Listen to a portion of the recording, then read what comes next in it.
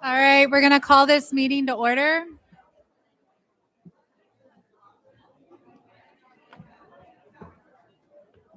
All right, we're going to go ahead and get started. It is 5:01. Okay. All right, roll call. Maria Akbara, I'm here. Anita Tucker, Here. Rick Raleigh, Here. Renee Longshore, Here. and Amanda Buchanan. I am here. Maria, would you lead us in the Pledge of Allegiance?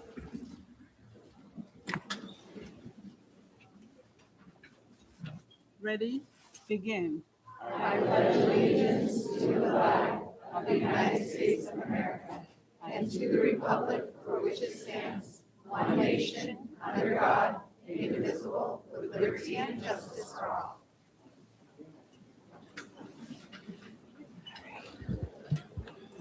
Okay. Kylie, do we have any public comments pertaining to closed session? We do. We have 5 this evening. Okay. As provided on our public comment card, speakers are requested to limit comments to a maximum of 3 minutes. If if more than one person wishes to speak on the same topic, subsequent speakers should limit their remarks to new information only. Public comments shall be limited to a maximum of 20 minutes per item. Kylie will provide a 30-second warning.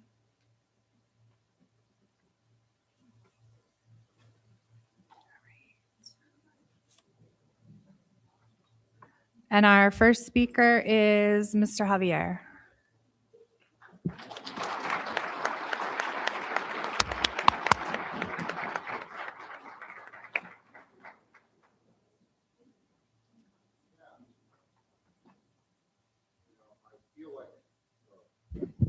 I remember back when I was in school, because I had an A last name, I was always first. So now that's always fun. So esteemed cabinet and board, dear board members, superintendent and cabinet, once again, I come before you not in anger, but in deep disappointment. On multiple occasions, I have offered my services, my experience, and my willingness to help the district move forward. Those offers have been ignored. Unfortunately, that silence mirrors what many of us are experiencing across the district. Concerns dismissed, voices marginalized, decisions made without transparency, and now fiscal insolvency. What is most troubling is not simply that the district is facing financial collapse, it's how leadership has chosen to respond to it. Instead of clear direction, accountability, and ownership of the decisions that led us here, teachers and support staff are now being asked to solve problems that were not of our making. We are being asked to do the work of leadership on top of the work of teaching, counseling, supervising, and caring for children every single day. This is not shared leadership. This is abdication of responsibility. It raises serious questions. Are these cost-cutting exercises being used to shift blame onto employees later? Are we being positioned as the author of cuts that were necessitated by district-level decisions? Because this is exactly how it feels to those of us on the ground. At the same time, district leadership ensured that executive compensation was addressed before employee compensation, while teachers and counselors, the people who directly serve students, continue to rank among the lowest paid in the region. Priorities are revealed not by statements, but by actions. Scripture tells us, you will know them by their fruits. So let me speak plainly about fruit. This year, alongside my students and colleagues, I have collaborated with the district of the state of Apple Valley music program at the high school. It's just very sad. I've been working with their overworked director to form Heat Wave for the Happy Trails Parade. We honored our veterans at the Victorville Veterans Day Parade. We served our community at the Victor Christmas Parade. I currently co-chairing the County Honor Band, and I launched a CTE AME podcast to provide industry-aligned experience for student performers. Those are the fruits of teachers and students working in good faith for this community. Now let us examine the fruits of district leadership under current conditions. Bottom tier compensation compared to surrounding districts, widespread staff unrest and declining morale, growing lack of confidence in district leadership, and a declaration that the district may be insolvent next year. These outcomes did not happen in the classroom. They happened in boardrooms. And in that light, I feel compelled to remind this body of another passage of Scripture. It is easier for a camel to go through the eye of a needle than for a rich man to enter the kingdom of God. When leadership secures its own position first, while asking those of us who serve children to sacrifice more, the moral message being sent is unmistakable. Finally, I must address what many of us had witnessed at the last board meeting. Cabinet members Time is up, sir. speaking to board members in ways that appear dismissive, defensive, and frankly inappropriate. Board members are elected. May I finish? Yeah, if you could just. I will be quick. Board members are elected to represent the community and not provide oversight. If their questions are inconvenient, the solution is not hostility. The solution is accountability. Watching that exchange, one could reasonably ask who is actually governing the district, because it did not appear to be the elected board. This district does not need more messaging. It needs leadership. It needs transparency. It needs accountability, especially from those of us with the greatest authority and the greatest compensation. Our students and families and our employees deserve better than what we are currently being given. Thank you very much for your time.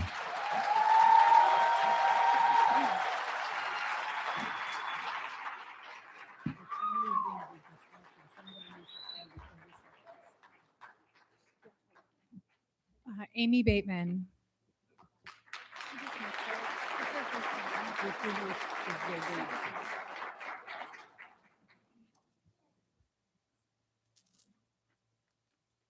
Good evening. My name is Amy Bateman, and I'm a teacher at Apple Valley High School. This is my 33rd year in the district. I graduated from Apple Valley High School in 1988. My two oldest children graduated from Apple Valley High School, and my youngest will next year. I have friends, close colleagues, and former students who teach in this district, as well as my husband and son. I say all that to show that I'm highly invested in this community and school. During my 33 years working in this district, I have experienced a plethora of administrators at the site and district level. Because of the current state of things, I feel compelled at this time to publicly and on record comment that Mrs. Nelson is one of the best administrators I have worked for. She has proven through her policies, philosophies, and actions that she puts students' academic success and social emotional needs as her highest priority, and I am proud to work for her. To the board, I want to say, your job is to support student learning. The contention between you five, the implied mistrust of the cabinet based on accusations of intentional hiding of funds, as an example, the bulldozing of the cabinet and other board members of seemingly personal issues, the revealing of information at board meetings without the courtesy of allowing colleagues to have prior access to review it, addressing closed session issues in open session, and airing your personal grievances in public is incredibly disheartening for me to watch, let alone put my trust in you to lead this district or model proper behavior for our children. I also must comment publicly on my disappointment in the contentious relationship my union has created with our district office and our board in their effort for teachers to be compensated equally to their education, dedication to our students, and quality of work. The lack of accurate information 30 seconds. with which our members are being given in order to make informed decisions is concerning, to say the least. I personally find it difficult to trust and rally behind union leadership that has betrayed my confidence personally.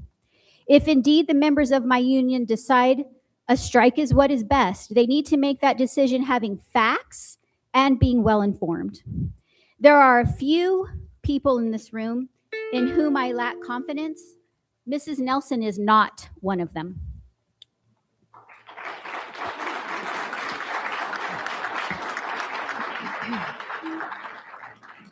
Next up, we have Angelica.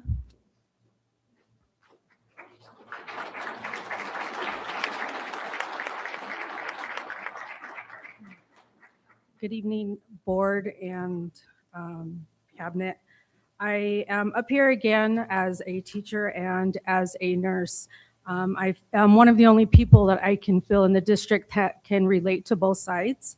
I want to say that the meeting that we had with staff and parents alike was very disheartening when we had to rank our coworkers.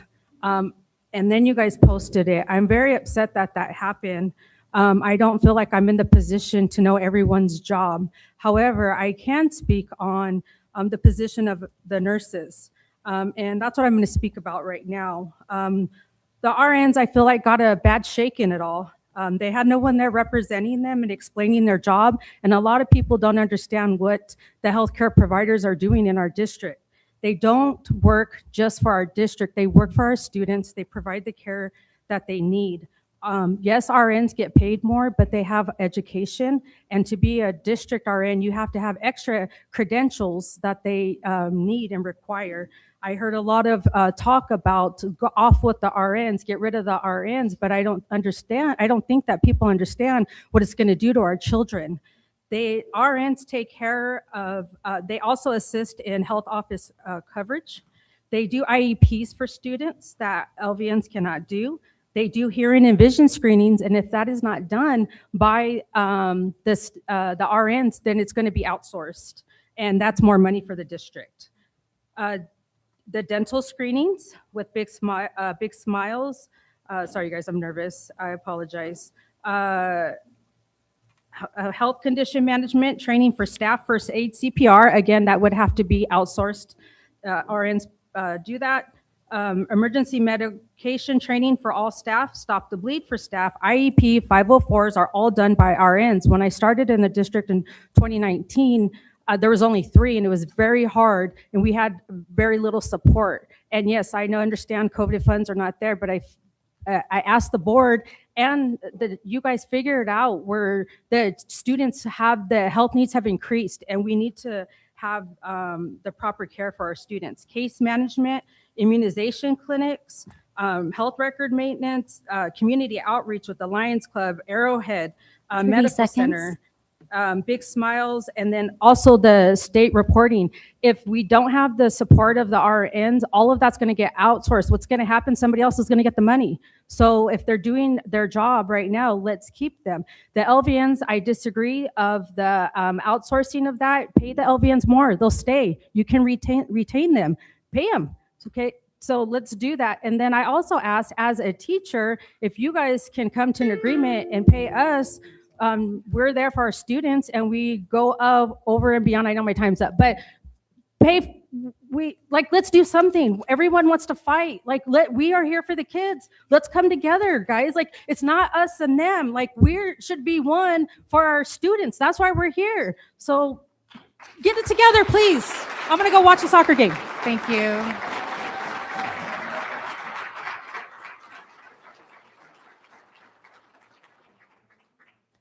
Brian Todd.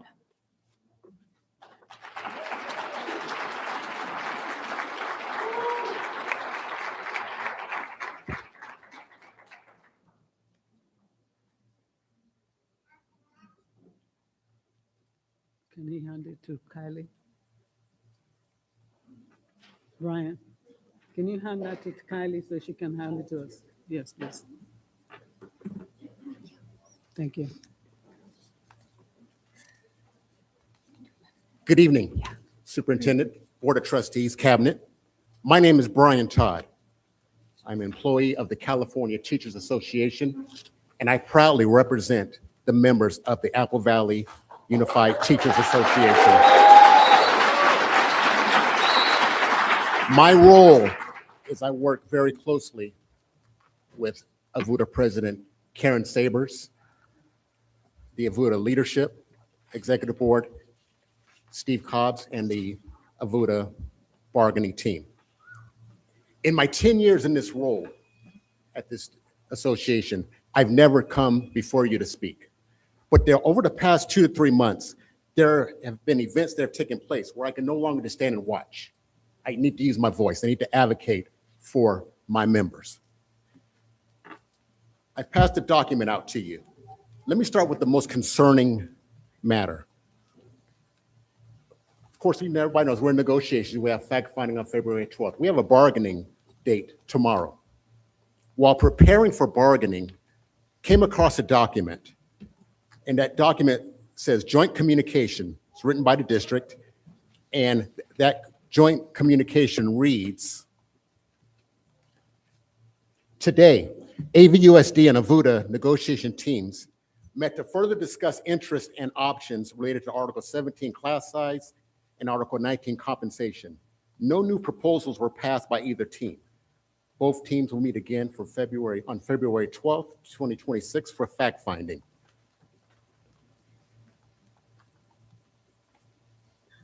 Can we see the future?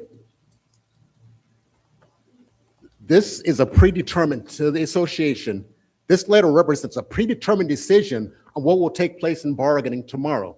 You've already got your minds made up. And I need to know, I need to speak to this because I need to make sure the board and the district understands that the union sees this as bad faith bargaining. Understand the ramifications of this. We're going through our work, preparing for bargaining, and see this. Very disappointing. Also, something happened yesterday I want to bring to the board's attention. AVUDA President Karen Sabers informed me that U.S. mail, clearly labeled as 30 AVUDA seconds. mail, was opened by the district. May I remind you that opening other people's mail is a federal offense. That is illegal. It wasn't just one document, wasn't just one envelope, which I can accept as a mistake, one envelope. But there were two envelopes opened by somebody other than AVUSD leadership. That is a problem. That is a problem. All right, that's time. I bring these issues to you tonight publicly because I don't believe it would have been addressed to you otherwise. Please direct the district to bargain with AVUDA in good faith. That's all we ask. I remind you of Board Policy 9000, the role of the board. Monitor the collective bargaining process. Set parameters for negotiations with employee organizations and ratify collective bargaining agreements. Please hold this district accountable. Bring them to the table tomorrow. Let's talk. And you know what? Let's get this solved. Let's get this done and move on to other things. Thank I you. thank you for your time.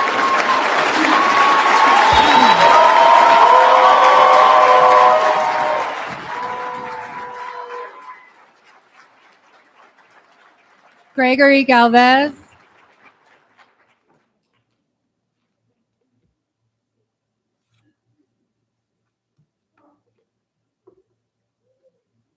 Good evening, Cabinet and Board. It's a pleasure to be here with you this evening.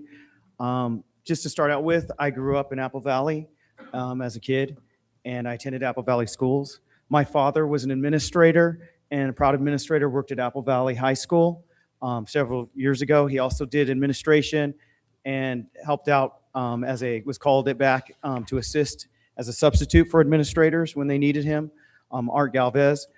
So I'm familiar with Apple Valley Unified School District. It's a wonderful district. It was in the past. Tonight, I'm here to encourage you to please make it a priority to work with your teachers, to work with your members, your employees. You know, when I look at Victor Elementary, I work at Victor Elementary Teachers Association. I've worked there for 26 years, and it's been a pleasure working there. And I look at Victor High School District, what a wonderful district that is. And often we hear we can't compare Victor L to Apple Valley Unified because it's a unified district. And we can't compare Victor High School District to Apple Valley because it's a high school district. Well, if you put them together and you look at what's going on there, they're doing some remarkable things. All their employees, all their teachers have full paid benefits. 100%. I have a PPO and I don't pay a penny for it. Why? Because it's a priority. It's important. They want to take care of their teachers.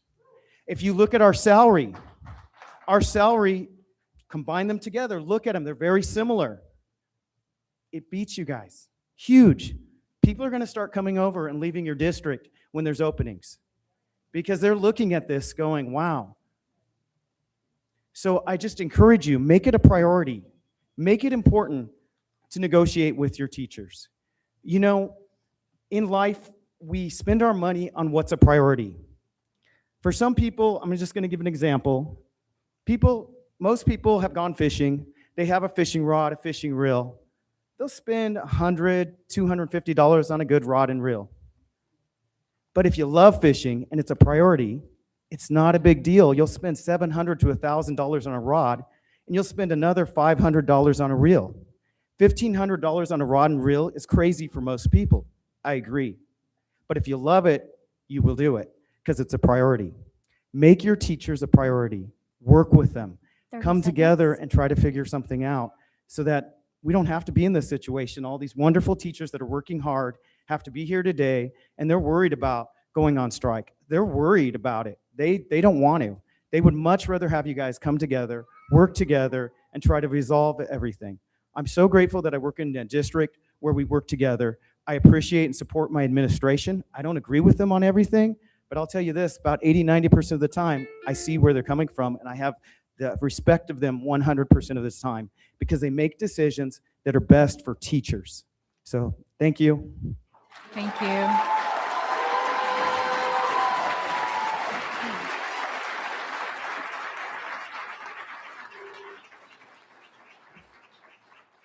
All right, we need to go into closed session to discuss the following. Number one, conference on litigation, Government Code Section 54956.9A, current litigation, 7 cases, CIVSB 2220303, 2322171, 2412359, 2321161, CIVVS 2400289, 2505026, 2506329, Government Code Section 54954.5C and 54956.9D2 and E1, anticipated litigation, 1 case, 2024-25-01.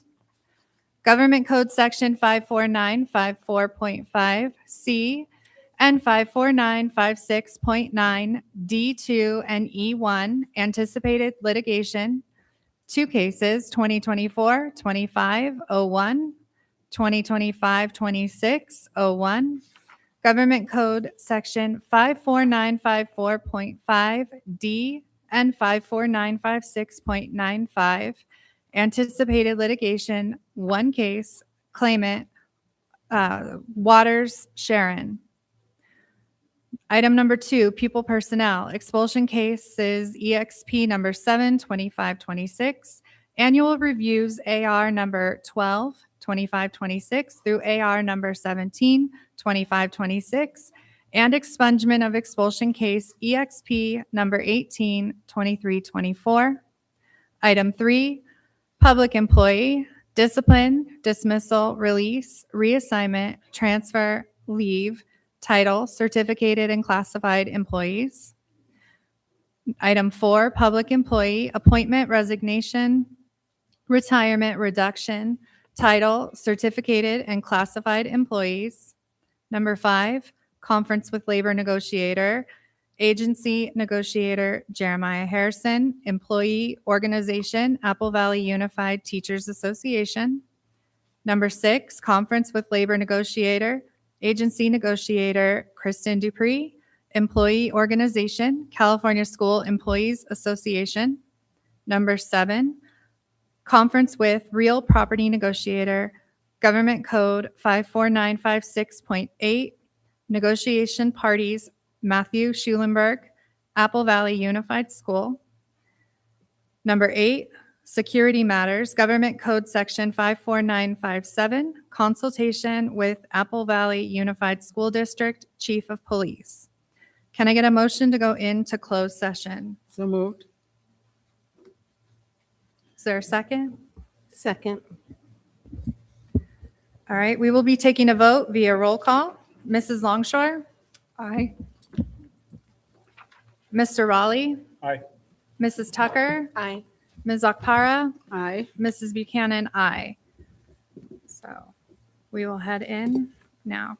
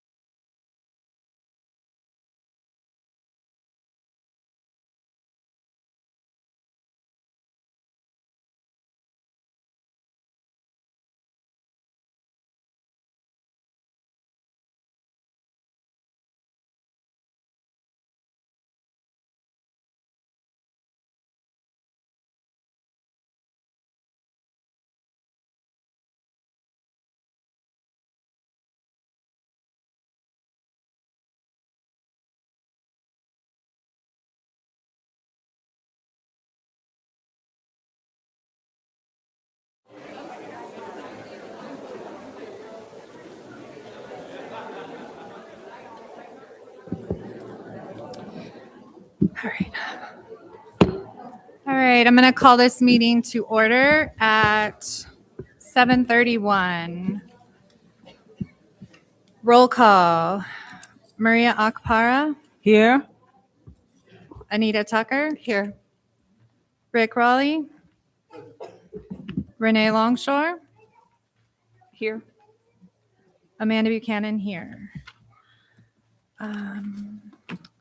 Jaden, I'm sorry. Would you lead us in the pledge, please? Thank you.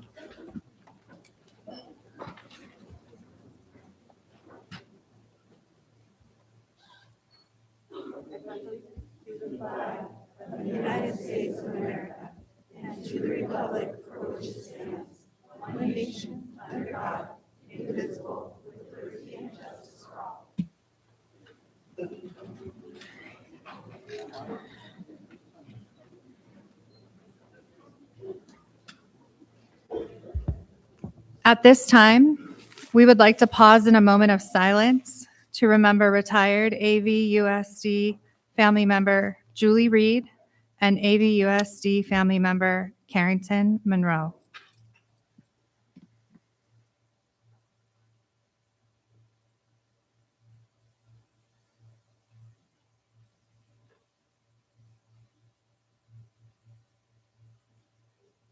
Thank you. All right, student representatives, Phoenix Academy, Elizabeth Acosta and Sophia Patino.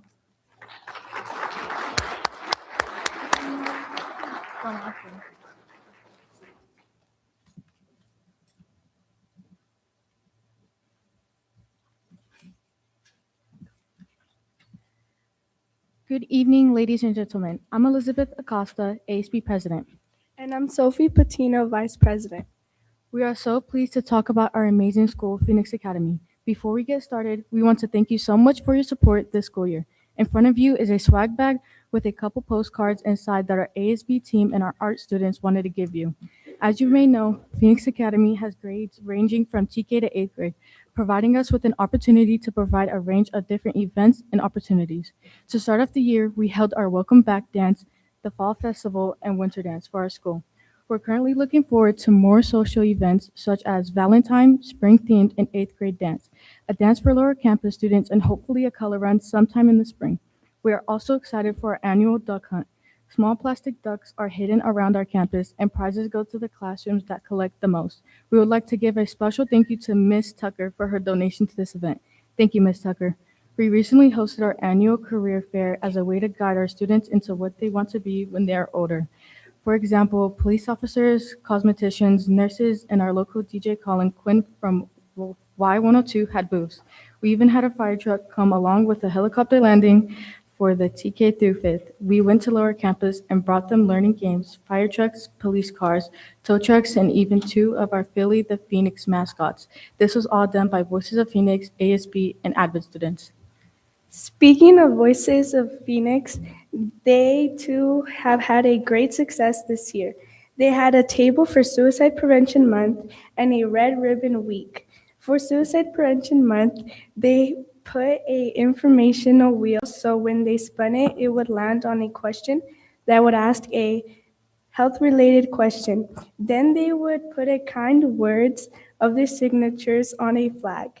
And at the end, we would reward them with coloring sheet, pens, pencils, pins, and stickers that were all different for Red Ribbon Week.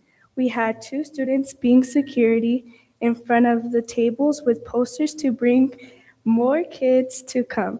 They asked them drug-free, relatable questions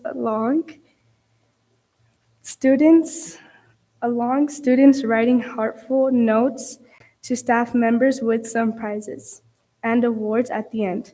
This wouldn't have been done without our amazing counselors, Ms. Gonzalez and Ms. Garcia. They have Kindness Week and Mental Health Awareness Month coming that includes bracelets, slime, dances, singing flags, and more fun activities. On top of our annual main events, we also have added several new opportunities for students from student after-school clubs to student events and activities. ASB has brought back Student of the Month, Hard Work, and feature them on an episode of our weekly announcements. We also have started promoting more school spirit by having weekly Phoenix Fridays and expanding our spirit days. We have seen a lot more participation and have had a lot of fun so far. Our favorite spirit day is still Pajama Day. To ensure student safety, we added security to help with traffic control on both upper campus and lower. When school ends, our students can safely cross the street to their family members with no harm or worries. If parents have had any questions about the safety or any questions in regards to the students, we have had multiple set dates where they can have coffee with the principal. We have had many electives at Phoenix, including Advid, ASB, computer science, art, music, drama, and broadcasting, to name a few. Each week, we are able to watch school announcements that the broadcasting class created. They have also been mentioning colleges and careers, giving us information about them, and the announcements for students who are looking forward to going to college or starting into the workforce after high school. They helped to create the video you see here tonight. Our after-school clubs also have seen a lot of new activities. There are clubs from gardening and astronomy to Lego club, tutoring club, to our cooking club.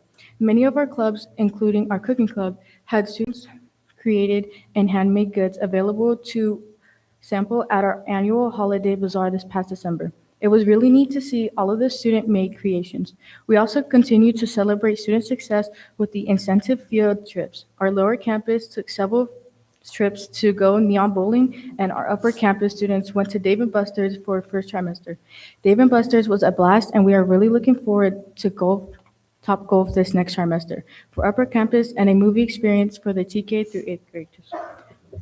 Preschool at TK choose to stay on campus, so we brought tide pools to them by hiring a company that brings out aquarium tanks with fish and marine life. Kids can touch fish, examine them, and learn about them at the same time, which is a great learning experience. We are also planning several other activities for our lower campus to keep up their school spirit. Speaking of our elementary students, they just had a choir performance led by Miss Caris and led Phoenix Academy's choir, and then Sitting Bull Academy's choir separately during her after-school club times, and then combined them together to create the magical performance they put on last Wednesday. It was an amazing choir experience and show. They have never sang together before, so to see how good they were was an amazing experience. Moving on, our awards for first trimester were outstanding. We have had more honor rolls last year, including 7th and 8th. We also separated our 7th and 8th grader lunches, and doing so we have decreased fights, crowding, and misbehavior on campus, and increased events, student behavior, socialization, and a clean campus. We had students, including the ASB president, talking with the school district for student advisory. We've gone 3 times this year.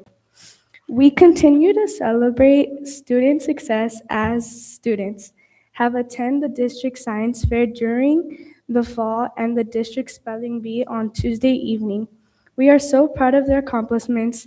We also have held our STEM night where we had our largest student and parent participation to date.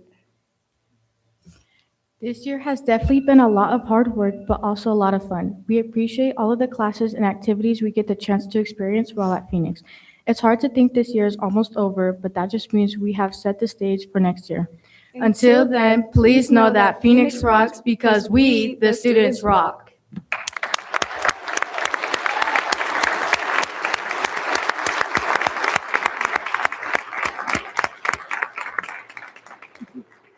Thank you. From High Desert Premier Academy, Jaden Olague.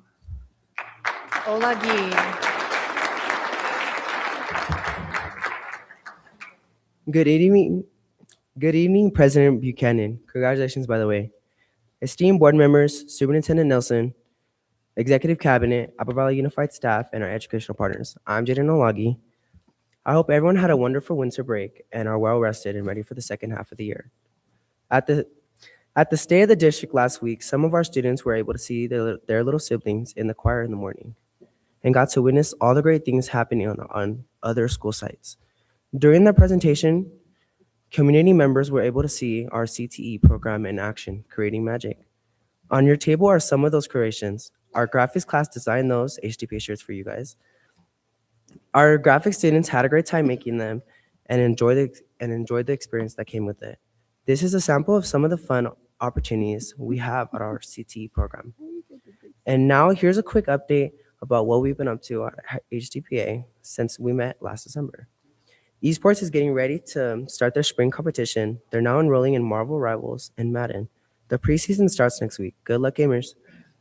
Tuesday was family game night in our NPR. Families were invited to spend quality time with each other for a night of board games, drawing, arts and crafts, and as well as other games like badminton. It was a fun community building experience for those who attended. Students called the game night engaging and fun. We wanted to give a big shout out to Nurse Bryant as a classified employee of the year. Nurse Bryant goes above and beyond when it comes to student climate, relationship building, and overall student wellness. This recognition is well deserved. I can say from firsthand experience that Nurse Bryant is really communicative and friendly with all of us.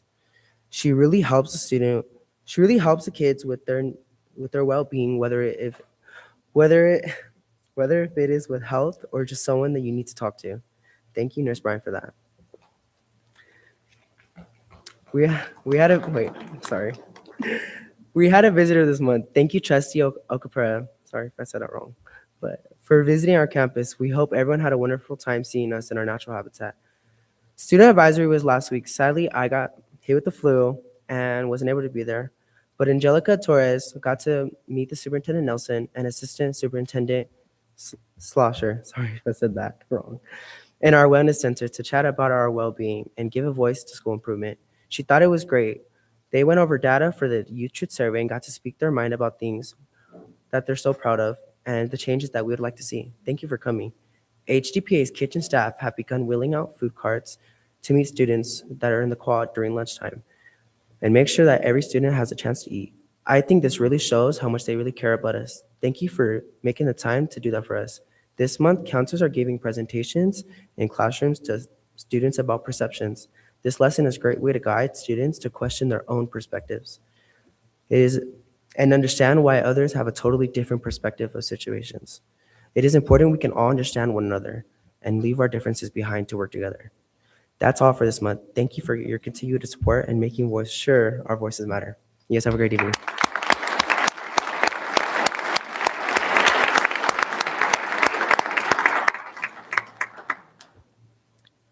Thank you. Granite Hills High School, Jilly Rodriguez.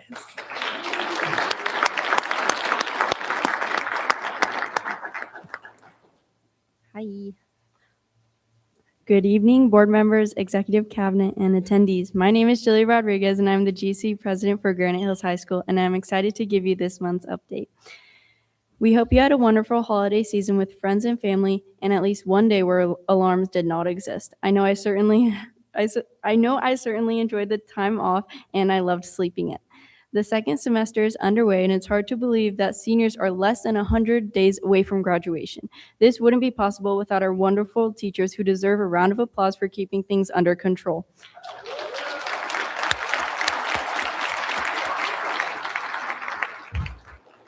Cougars crushed the first semester with 86% of our entire student body earning C's or higher. Counselors are keeping us on top of things with our senior grad checks, and teachers are fighting the good fight of keeping senioritis at bay. Our CTE programs are busy preparing for Skills USA regionals. That's me. This year, we have 109 students entering competitions in 32 different events. We're very proud of our students and the dedication of the advisors to ensure our students are capable to compete. Granite Hills High School theater students dominate the MDCP Tech Wars competition this week, winning sound design, set design, and lighting design. And our very own Franco Ortega was on the winning team for hackathon. Last week, 33 Avid juniors went on their college tour field trips. Students visited Concordia, UC Irvine, Long Beach State, UC San Diego State, Point Loma, Cal State, San Marcos, and UC Riverside. Wow.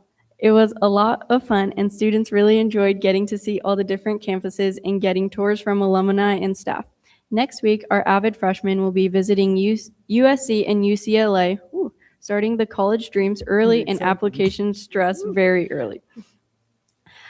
Last week, we recognized over 600 students for their first semester attendance at our attendance celebration. You were there. Students with 97% attendance and no tardies attended a special lunch with games and activities, proving that showing up really does matter. ASB is gearing up for Spirit Week next week in our winter pep rally. We'll be celebrating the 100th day of school and keeping school spirit high as we get closer to winter formal. Cougar Theater is performing the big importance of being earnest, beginning February 6th make sure to come out and support our talented performers. Our athletic teams are wrapping up league play and preparing for playoffs. Boys and girls basketball have had a lot of growth this season, and we are proud of their efforts on the court. Girls water polo has had their last home match next week. Our girls fought hard this season, and we're hoping to finish league play strong, so come out and show some support for them. Wrestling finished their regular season last night with a blowout win over Silverado. Yay!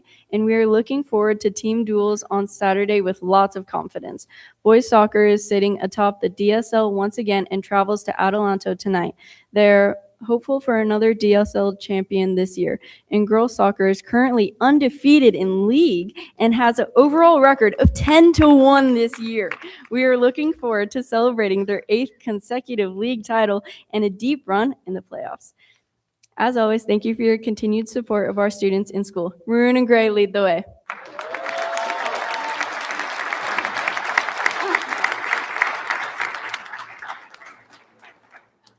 Apple Valley High School, Effie Avila.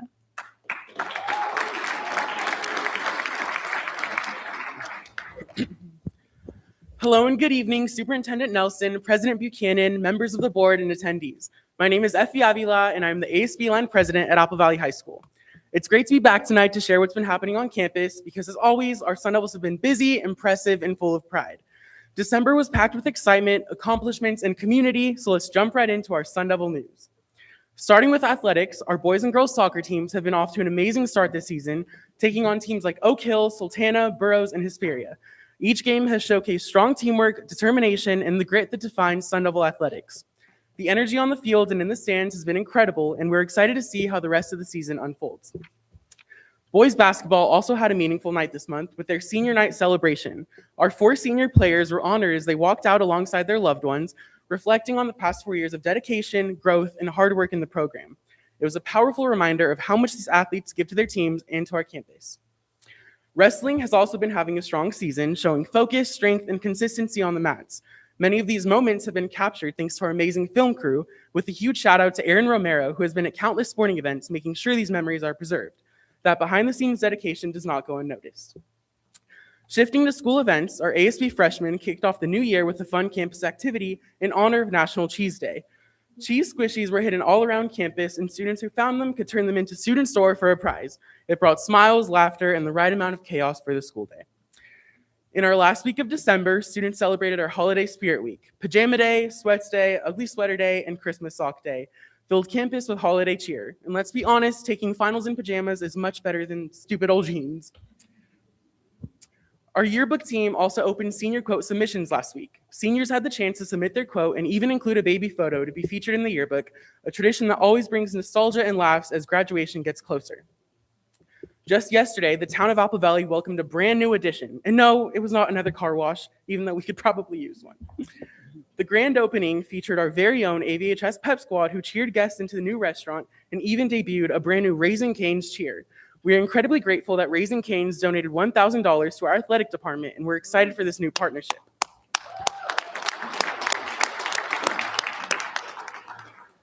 ASB has also been busy with fundraising efforts. We've hosted several food trucks on campus, offering everything from pretzels and tacos to dirty sodas.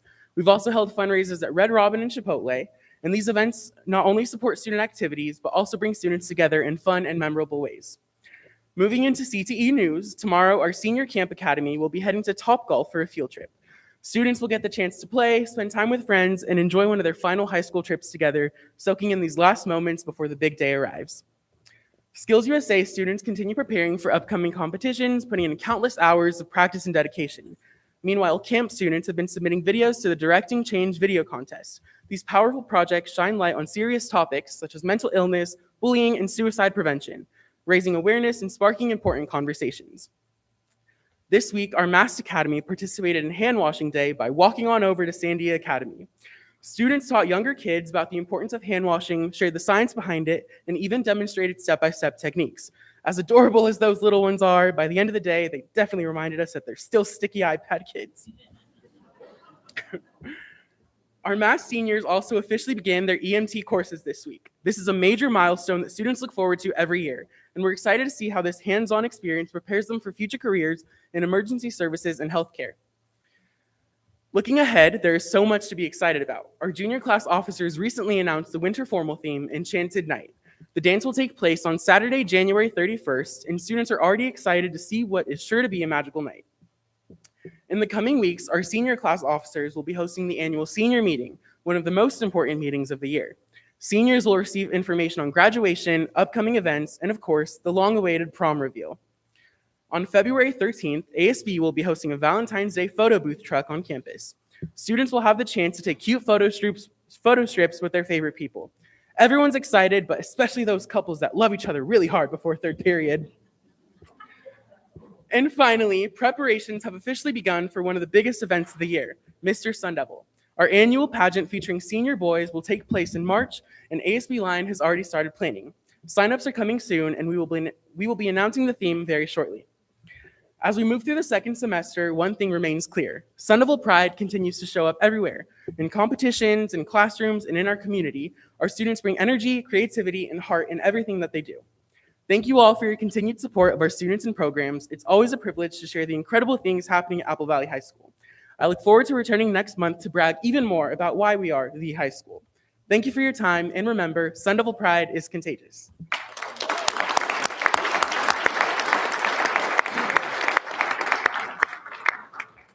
Thank you. At this time, board members and the superintendent are welcome to thank our student representatives for their presentations this evening. Renee Longshore.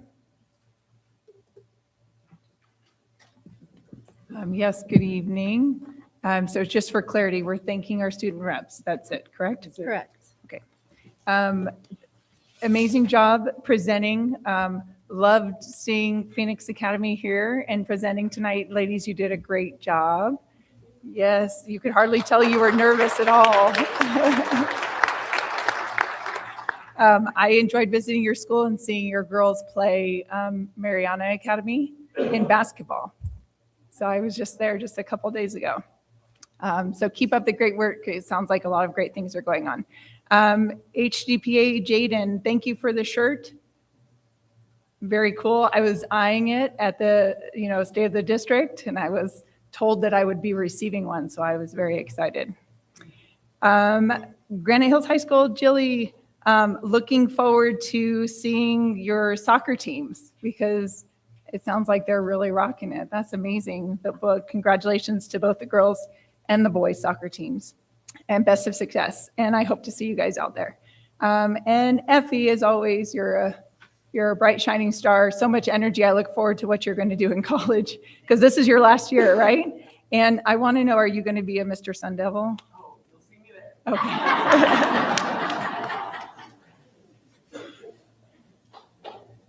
All right. Rick Raleigh? Yeah, thank you. Well, thanks again, you guys. And Effie, I want to echo what Renee said here. I think you have a future in public speaking. I'm hoping that you take it up and sometime in the future, not as a politician, but as an inspirational speaker. So good job, everybody. Thank you.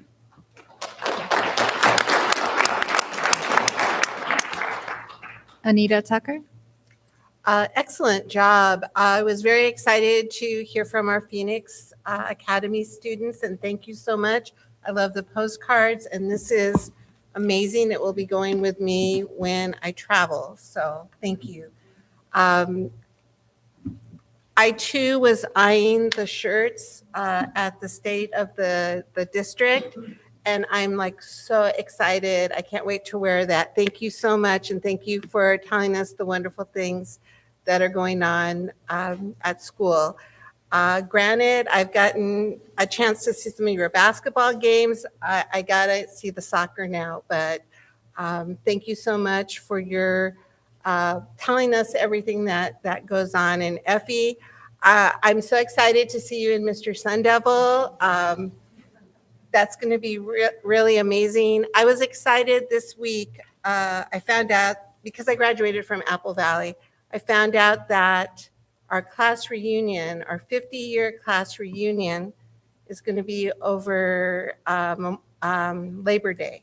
So everyone is super excited about going and actually seeing the changes in Apple Valley since then. So thank you very much, students.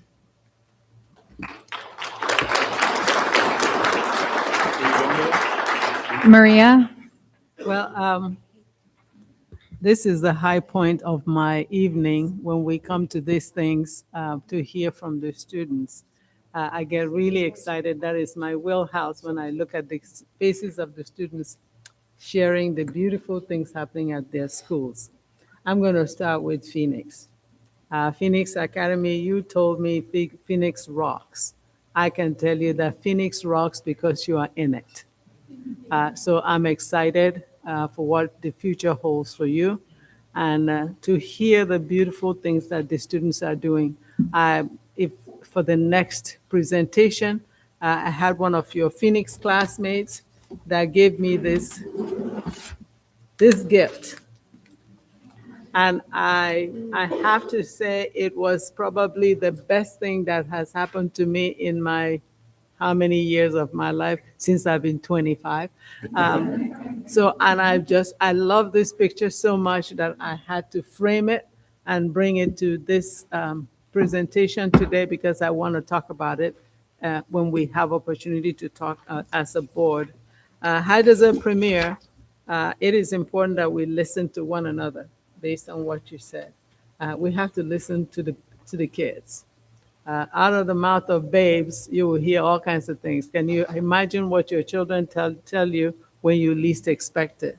And so I really respect that comment that came from you. I came to your school and I was really blown away by how casual it was. It was such a friendly environment, a very welcoming environment, and I love that so much for your school and for all of the other schools. Granite Hills High School, I'm impressed that you have 109 students entering the CTE program. That's huge. 109 going in to represent your school, and in so doing, you represent our district. And in so doing, you represent the fabulous teachers who have prepared you. And in so doing, you rise to represent Apple Valley. You are the very best. You all are the very best that we have right now. So amazing things are happening, and especially you are undefeated. How could that be? To be undefeated means that there are other people struggling to beat you, and you continue to strive. Apple Valley High School, I can't say enough about Apple Valley High School because I bleed orange. And so when I hear about Apple Valley High School, I get so excited, ecstatic. And you're also going to Skills USA, and you talked about mental health awareness. Sometimes we don't even realize that we have mental health issues, but we need to pause for a minute and take care of our mental health. I tell people all the time, go outside and catch your breath because you need to be full before you can give to somebody else. Sun Devil pride is always contagious. I've never been to Mr. Sun Devil. My 5 children went to that school and they went to that Mr. Sun Devil, but I never went. But this year I'm going to make a point of going And this year, I'm going to make a point of doing things that the teachers are doing as well, so that I can remind them that I was once them. Thank you so much.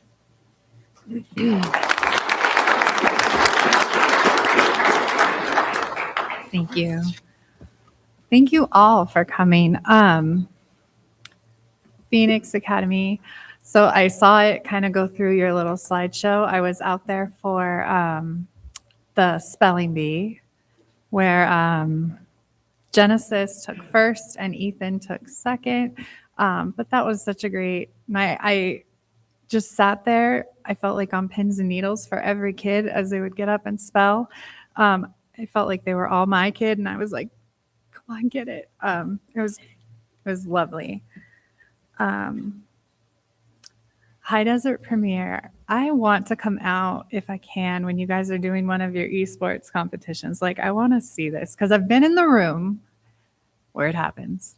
But I want to see it because it just amazes me. Although I feel like sometimes my living room is like its own esports with my own children, but I definitely want to make it out there for that this year. Granite, yes, I wrote down the 109. That is amazing going to Skills USA. But I am really looking forward to the importance of being earnest. That was always one of my favorite plays to teach over at Silverado. Which school beat them? Was that you? Good job. Yeah, good job. Good job.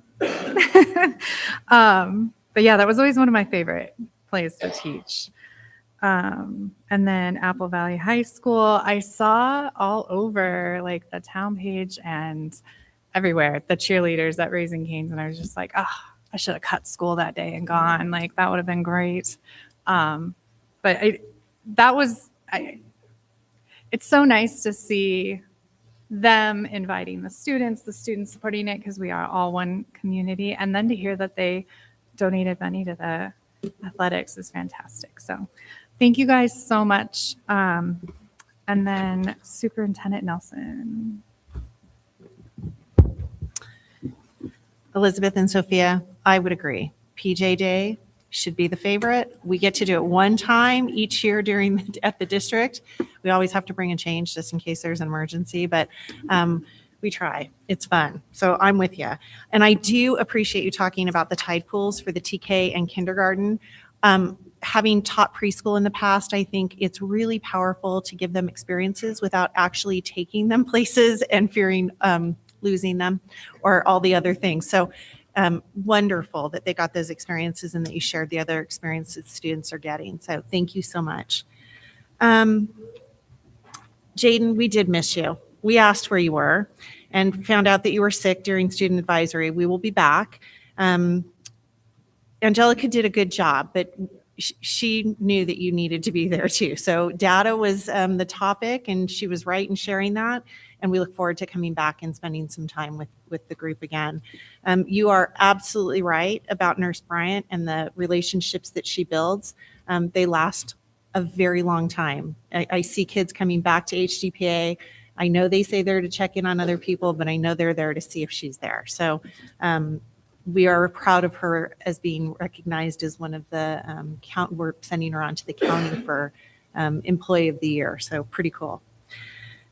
Jilly and Effie, I'm just going to say this together. First of all, Jilly, I didn't just come out for the attendance, right? I was there. I came out for you. That's correct. Did you hear her? She was pointing. It's Jilly. It was for Jilly. But Effie, I have to tell you that whatever color I had on that day, Jilly tried to convince me that it was the color I should wear all the time. And that there was this color that really didn't look good on me. And I said, what would that be? And she goes, orange. So it doesn't matter the location, the competition is always going, but I love Jilly getting up, and when she's celebrating something, there's a yay or a woo or a little clap, and we don't miss it. We catch it, we know it's there, and we're waiting for it. So keep doing what you're doing, and you just bring such sunshine to everything you do. Effie, I fear anybody that is going up against you in Mr. Sun Devil. it may just need to end now. They canceled it last year, right? We had to cancel. So maybe, I don't know, maybe they should just bypass and crown you. But we're excited about that and look forward to seeing what happens there. I think that the hardest part is hearing about the senior quotes and baby pictures, because that makes it real for the parents out there, and for all of us that have watched you grow up, like a long time. And here we go. And the next thing will be watching you walk across stage. So we're going to savor these next few months as you come and talk to us. But we know that that's your target and what you're looking forward to. So thanks for being here tonight.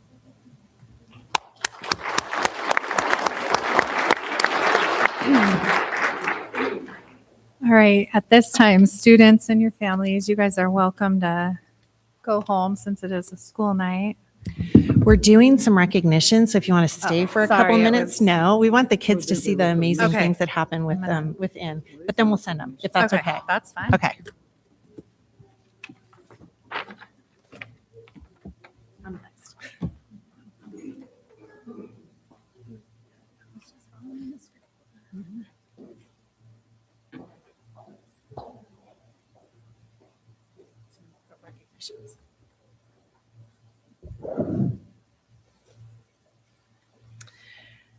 So I think I'm going to start with the person that's probably the most nervous to have to come up here.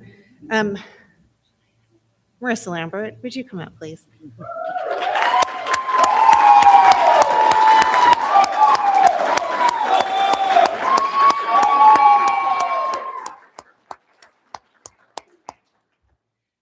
So there was a question as to whether Marissa Lambert was actually going to show up tonight for this recognition. Kylie doesn't know her, so she was concerned that there might be a problem getting her here. And I said, that's okay, I'll call her. She doesn't know who the nomination's from. That's a secret until they come up here. But tonight I want to share the nomination for one of our registered nurses, Melissa Wheeler, for Marissa Lambert, who's a teacher at Vanguard. I've had these are Melissa Wheeler's words. I've had the distinct pleasure of working alongside Marissa Lambert for the past 3 months. While my time at this site is new, it has taken only this short period to recognize Marissa as one of the most dedicated, effective, and compassionate educators I have ever had the privilege to know. Okay, don't start crying, girl, yet. Wait, it's a little bit longer. Marissa Lambert is the living embodiment of our district's values of dignity, service, and authenticity and community. Dignity and service. She demonstrates an unparalleled commitment to service. I have never seen a teacher more dedicated to the specific individual needs of her students. This is evident in her work with students who present behavioral challenges. She operates with boundless patience, meeting them exactly where they are and working to address the whole student rather than just the behavior. This dignifies their experience and creates real breakthroughs.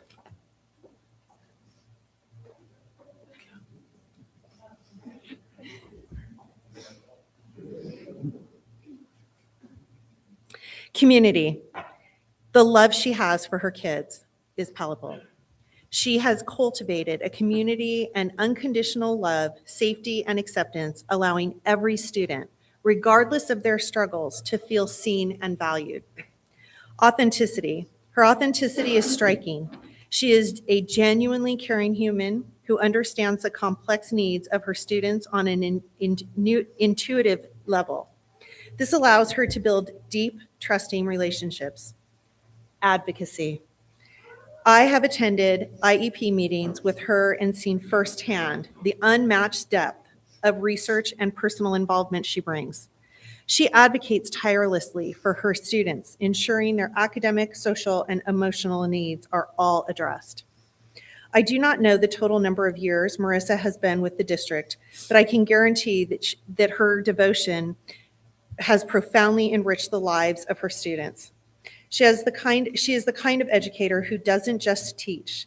She changes the trajectory of lives. And when Melissa did not have Marissa's history, I actually do.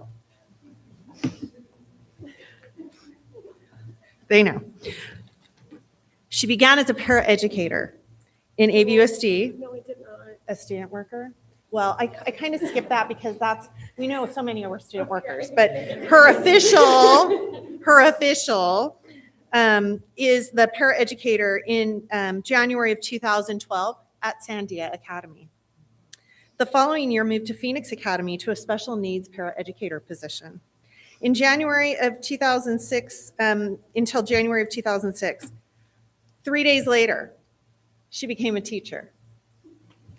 She took over a classroom at Vanguard Preparatory. I will never forget the day I called and said, will you please come take this class? We need somebody to take care of these kids. I remember with fondness her dad, who was working at the district for a period of time with me, who set up an appointment in HR for me to talk to his girls about being teachers. Christina and Marissa are both now teachers in our district. I said to him that day, you're bringing them in for me to sell something that I have such a passion about. I don't know that I'm going to convince them to go do anything else, Terry, right? Do you remember that? Yeah. And here they are. Amazing, both of them. So I just want to have the board know that I love when I see these nominations come through for people that we saw years ago had the commitment and the passion and the ability to go take kids to the next level. So Marissa, congratulations.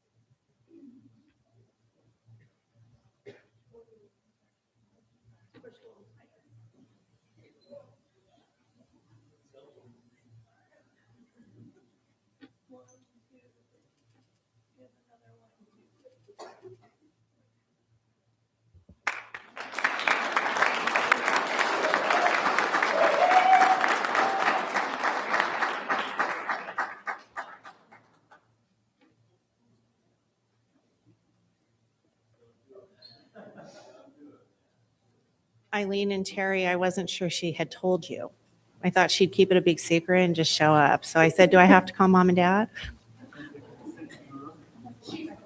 Yeah, she did. She told me she had. Well, good. I remember when we started doing these values, Ms. Okpara said to me, I want to see more than just staff. I want to see some administrators too. We don't solicit nominations, but this particular administrator received 2 nominations. Stephanie White.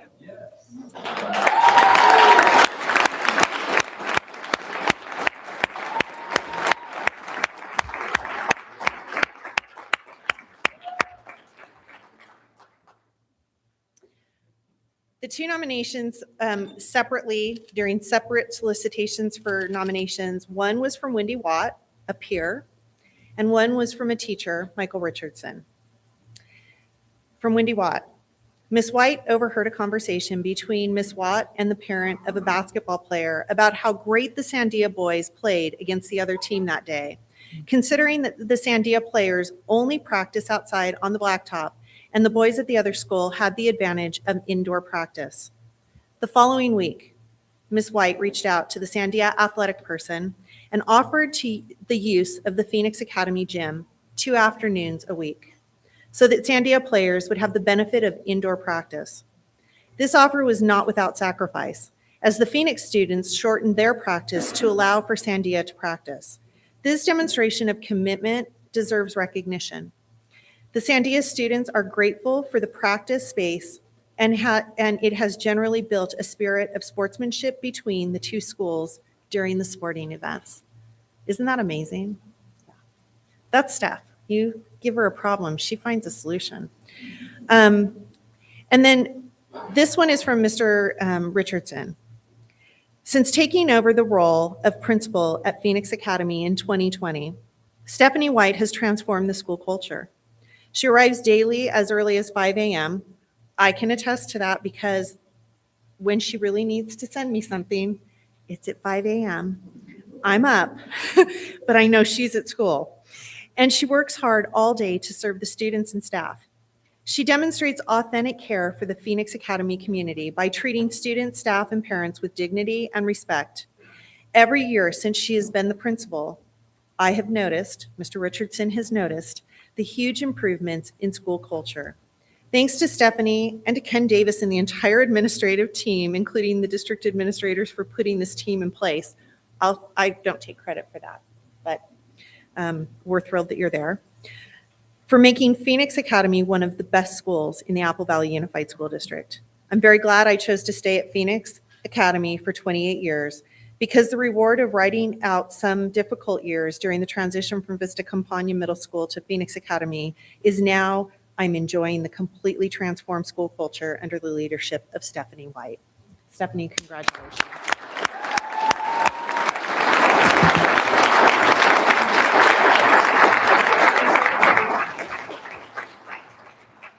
Come on up, Michael. Wendy, come on up.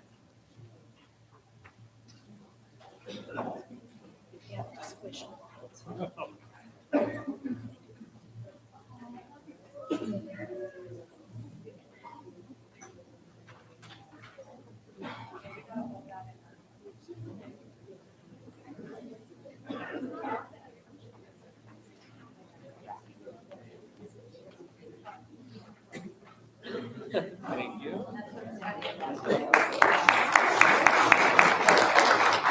I'll stand behind Stephanie. I'm good. I'll stand behind her. This is good. Ready? 1, 2, 3.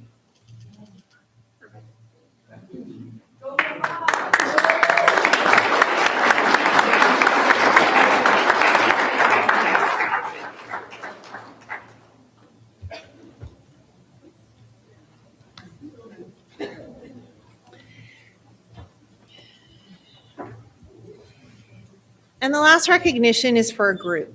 And it won't surprise you that we're doing this as a group. Tonight we are recognizing the Apple Valley Family Center coordinators. So if I can have, I know somebody's not here tonight, but if I can have Aurora Martinez, Jackie Tostado. Oh, Jackie's here. I see her. Cindy is not here, but Cindy is one of our Family Center coordinators. Brenda King.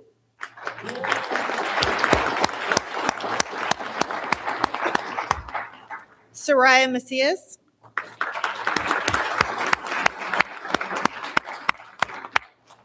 And then the young man that makes all of the things get delivered, Andrew Ledbetter.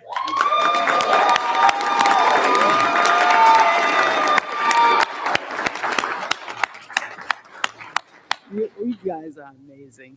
Isn't this great? Oh. Yeah. And Mariana Torres is sick, so she can't even be here Oh. yelling from the back and cheering. But we're hoping she's watching, and she better get better fast. She has a lot. Representing the AVUSD mission to serve its community, addressing students' unique needs so that they can thrive in an ever-changing world is at the essence of the AVUSD Family Center staff. The more visible events that they host to support the students and their families are, and I'm going to list them, but I'm going to tell you a little bit more. The backpack distribution. The annual backpack distribution is a vital initiative that ensures all of our students have the necessary supplies for a successful start to the school year. This year, 1,150 backpacks were distributed to students in Apple Valley Unified School District.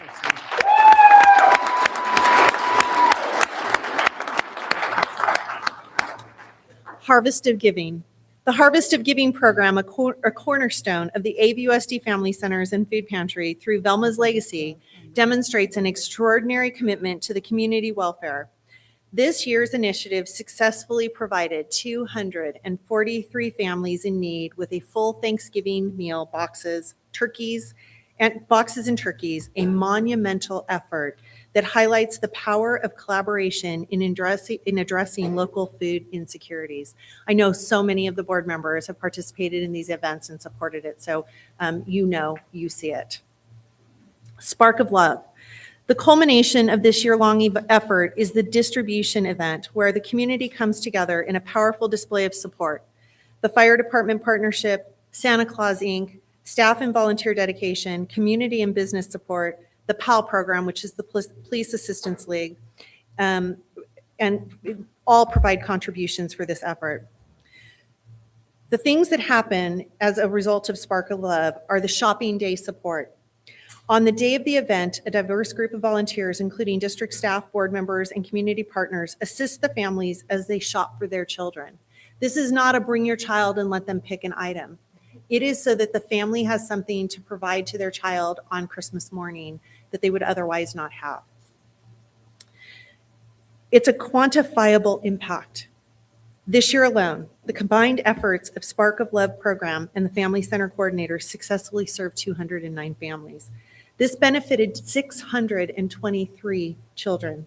Furthermore, throughout the holiday season, Family Center coordinators work closely with local organizations to coordinate services, prevent duplication of assistance, and through these partnerships supported an additional 23 families, benefiting a total of 74 children.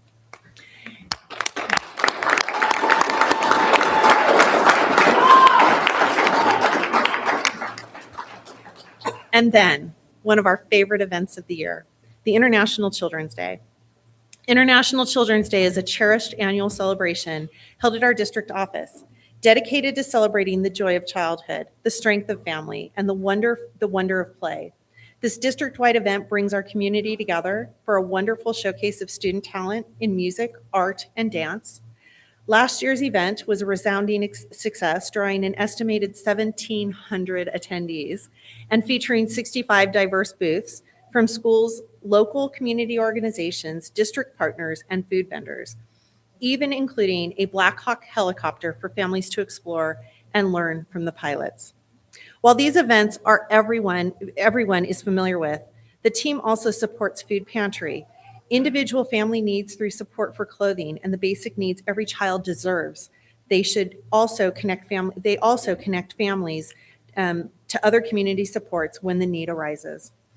Daily, they represent our values of dignity, community, authenticity, and service. We are so fortunate that we are a district with such an incredible effort to support children. So, congratulations.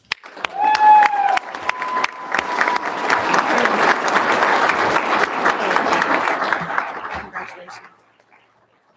Brenda, congratulations. Jackie.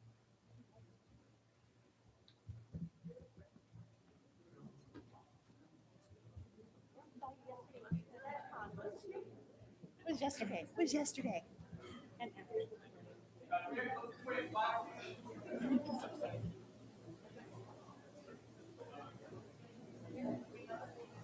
Scooch. Yeah. Scooch forward. Yeah.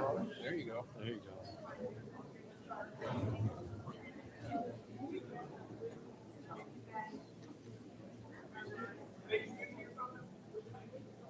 Ready to go. First, 1, 2, 3. And another 1, 2. Now look at the clock. Got it? Got it?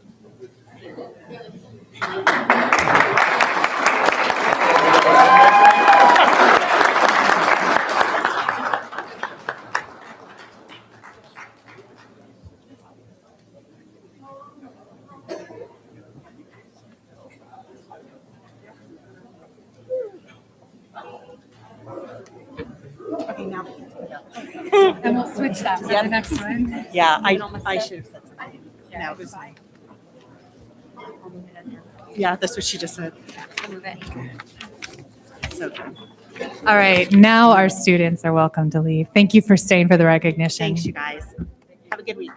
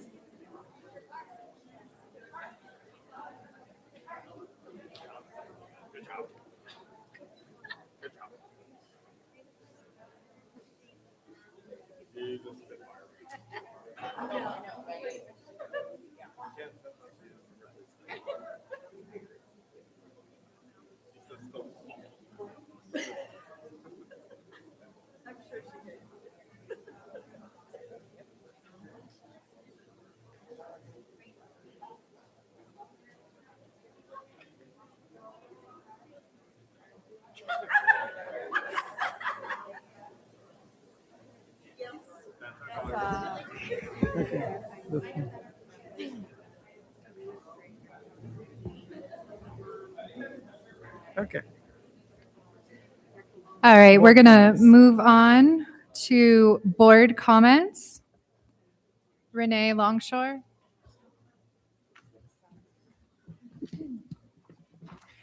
Good evening. It feels weird going first.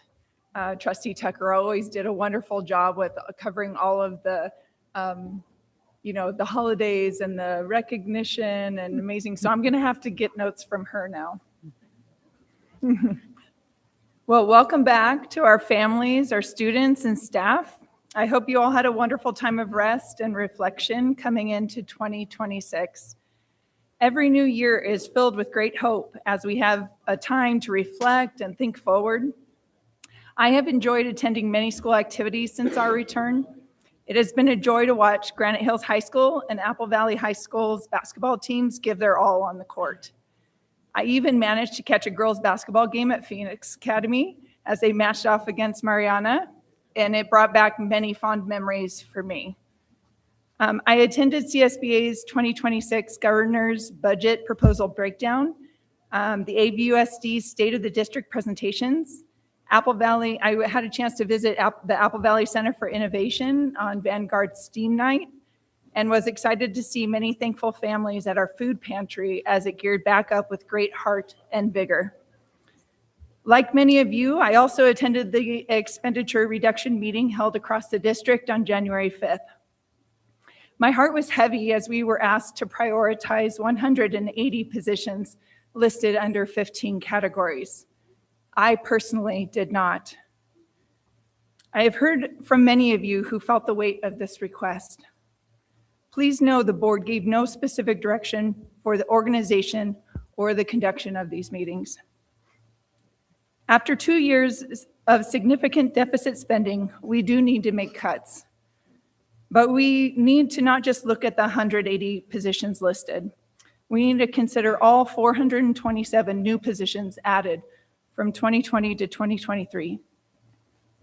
It was our responsibility to inform and then receive input from you. And that is still my hope today. So I brought spreadsheets for those who are interested on the back table. And I have them here to hand down to any staff who might be interested.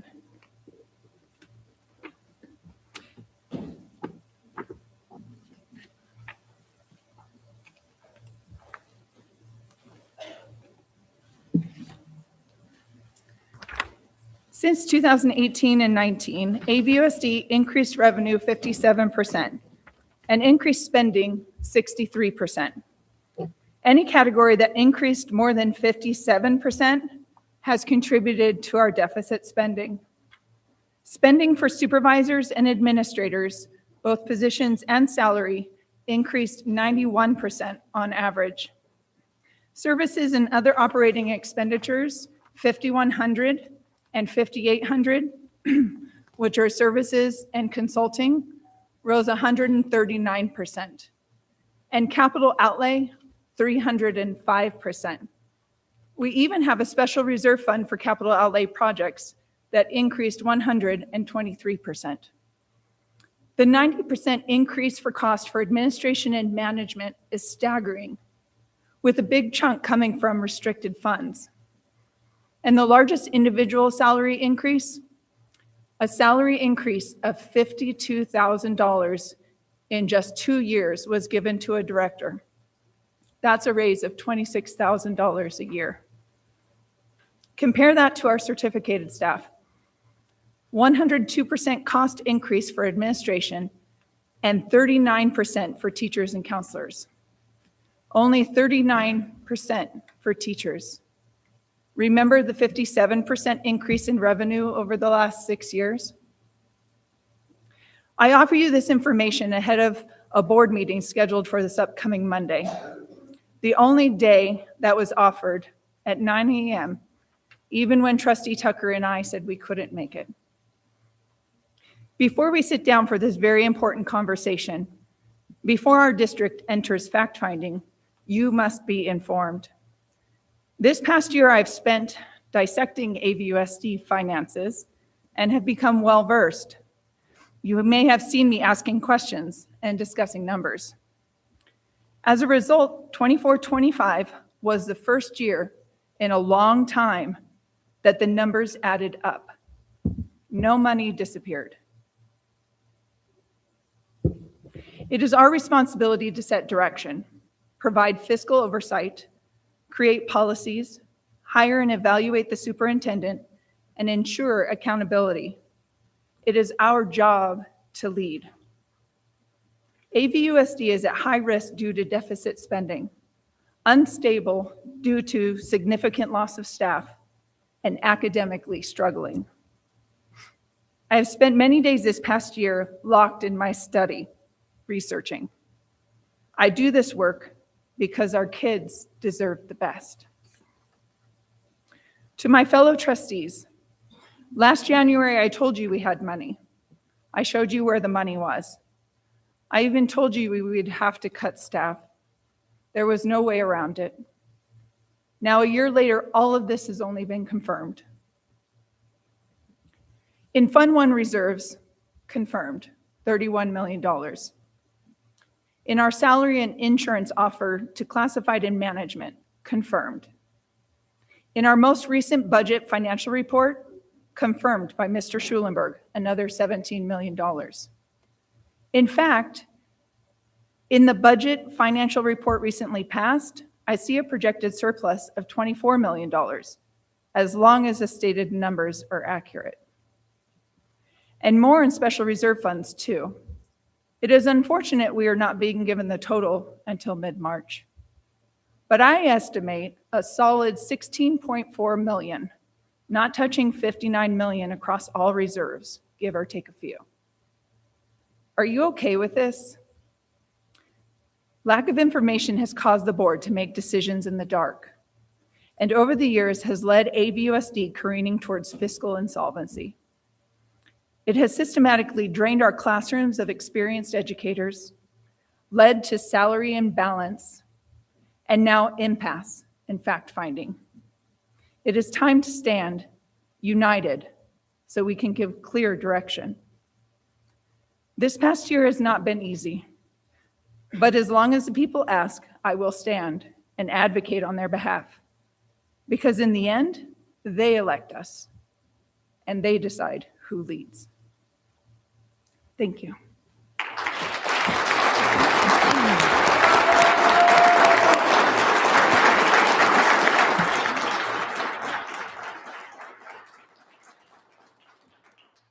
Go ahead, Anita. No comments. Anita. Good evening. I want to welcome you all back to our new semester. I hope our students, staff, family, and community had a wonderful holiday and break, and were able to get some well-deserved rejuvenation and rest, and spend time with their families and friends. In January, we celebrate National Blood Donor Month. And if you are able to donate blood, you can save 3 lives. I'd like to thank my colleagues on the school board for their willingness to graciously change the board meeting date to allow me to participate. I truly appreciate their kindness and support. I know that these are challenging times for our district, and the ability for all members to attend and participate is vital to ensure that all our voices are present. I'd like to personally thank Trustee Raleigh for his dedication to the district and our board this past year. Additionally, I welcome President Buchanan and Clerk Apara to their new positions for the upcoming year.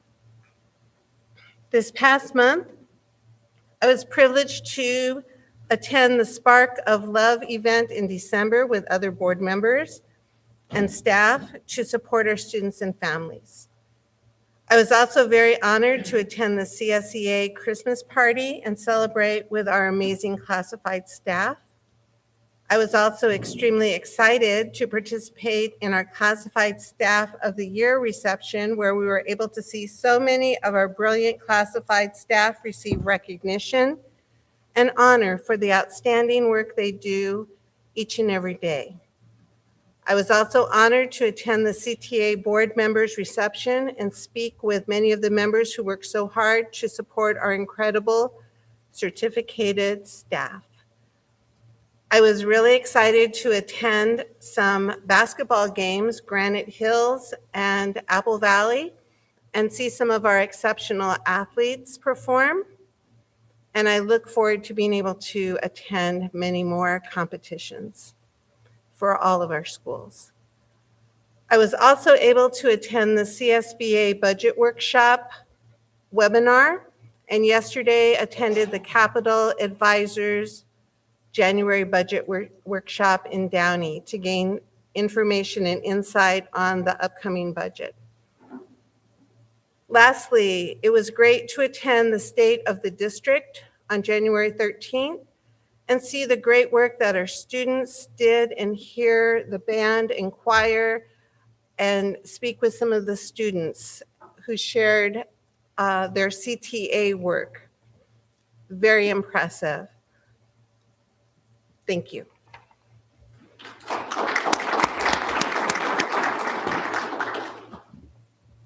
Maria. Well, thank you again. Here we go again, 2026. Who would have thought that we will see 2026, although we lost two vital members of our district family, both retired and current. I am truly grateful that we are alive to see this day. I'm going to go back to December because that's where we paused before coming up to January. So in December, I had the opportunity to visit several schools. Just as soon as the board meeting was over that Thursday, the Friday, I started showing up at different schools, and at least to get a feel for how the students are preparing for Christmas. So I went to Phoenix Academy, Mariana, Yakaloma, High Desert Premier, Vanguard, Sandia, and then I went to Sitting Bull Academy and Rio Vista and Rancho Verde. In all of those schools, the kids were engaged, and I didn't just pop in. I didn't do a drive-by. I actually spent time at those schools. I'm going to give you some of my highlight of the schools. When I went to Vanguard, I had the opportunity to visit with the principal and to visit with the staff that I would see in the office and outside the office. So I didn't have to go into the classrooms to disturb the class. I just visited with the people so they knew that I was just there to wish them a wonderful holiday season. Then I went to Sandia School. I love Sandia School. When I go to Sandia School, you never know what I'm gonna see. You know, the principal leaves it open for me, and it's like, what do you want to see? It's like, take me anywhere. I don't care. You can take me to the restroom, whatever it is that you're doing, just take me somewhere. And so I really enjoy going into that campus because they make me feel so welcome. When I arrive, it's like, okay, I'm here, and they know my voice from a mile away. Then I went to Sitting Bull Academy. I got to tell you, I've lived in this country since 1976. For the first time, I joined to make a snowman. It felt so real. The kids walked me through the steps on how to make a snowman with rice. Of course, my mind is going, this is rice I could actually cook. What am I doing putting it in socks? But it felt so real just to have those kids show me how it works. And I still have my socks, my snowman at my house. I don't plan to get rid of it. Every year, maybe I'll add more to it. So it's such a beautiful experience. Then, of course, I went to Rio Vista. They had an assembly outdoors. And when the assembly was going on, I didn't know what am I going to see. But of course, anybody that knows me knows I like to dance. So once the music came on, I started dancing from the upper campus all the way to the field. And, it was like, okay, I got to go now. But I ended up having to learn how to make gingerbread house. I have never done it. And I sent a picture of my gingerbread house, which didn't look pretty, but I was proud of it. I took pictures. I thought it was the greatest gingerbread I've ever seen, and it lasted through Christmas and New Year at my house. And my grandkids all kept saying, "Are we going to eat this?" I said, "There's no we. I'm going to be the one eating my gingerbread." So those were all of the exciting things. I had the opportunity to do the Sparks of Love and Food Pantry. I have to tell you, when you come to give somebody something, and you don't treat them as if they are less than, it gives you so much joy to see those families come in and they get all the respect. You respect them as you hand them their backpacks or you hand them the food, and you see the runners. Trustee Longshore likes to be the runner. She runs to go get the cart and bring it back. I can't do that, so I'm the greeter. So, of course, we went to the budget meeting in January and to hear from all of the things that we need to consider taking off. I have made it clear here through the years that I am reluctant to vote for anything that will go to the classroom, take away things from classroom. I'm reluctant there. But I also am aware of the fact that we have to find ways to compensate the people who are in front of the children every single day. We are not in front of the children, you are. So we need to find a way to have a conversation like civilized people to just say, okay, let's find something to say, thank you for the work you do, because this is what it is. Thank you for what it is. I went to, I call it the evening to visit the stars. I went with Vanguard, was it Vanguard and Sitting Bull? Of Vanguard and Sandia. They had the visit to, I call it visit to the stars at the Science Center. And we went to visit Jupiter. And it was such a pleasant experience for me to see Jupiter and to see all the other moons lined up. They told me how to look at it with my naked eye and look at it in the lens. And, it was just fascinating what the kids are doing and what they're learning in their schools. And I saw all kinds of toys I would like to take to my house, but I don't have a way to take those toys home, but I enjoyed it at school.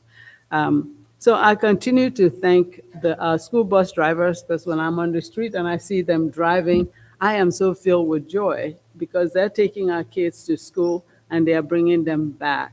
I thank you so much. We had an event here yesterday for us to hear from the district on what they are doing to support the special group of students that we have on campus. So that is very important to me. But my final thing that I have to say, I know I'm taking so much time, is I really would like to know what the district is doing with special education and the support staff that they have in their classrooms. Because I hear so much about it, and now I need us to get to the bottom of it. I need to know what exactly they are doing with those special education teachers, that they are no longer following the students. If you are doing inclusion, I want to know what inclusion looks like. If you are doing co-teaching, I want to know what that looks like. I teach it at a college, so I know what co-teaching needs to look like. So I'm curious about how that's working. Because a special education teacher has an IEP that says, I will be the teacher teaching your child. So when that child is no longer being taught by a teacher, I need to know the reason why that is the case. Thank you.